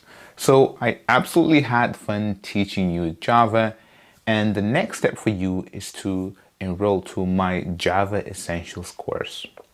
So in Java Essentials, we're going to continue what we've learned in this course, and I'm going to touch upon more advanced concepts. So the goal really is just to keep on improving your Java knowledge, and at the end of that course, you will fully grasp this language, allowing you to start building applications on your own using, for example, frameworks such as Spring Boot, Quarkus, and many others. So it was a pleasure teaching you Java. And before I forget, if you're not part of the community, go ahead and join the private Facebook group as well as Discord. The community is growing and I would love you to be part of it. This is all for now. Give me a thumbs up so I can keep on providing courses like this, and also subscribe to my channel. I'll catch you on the next one. Assalamu alaikum.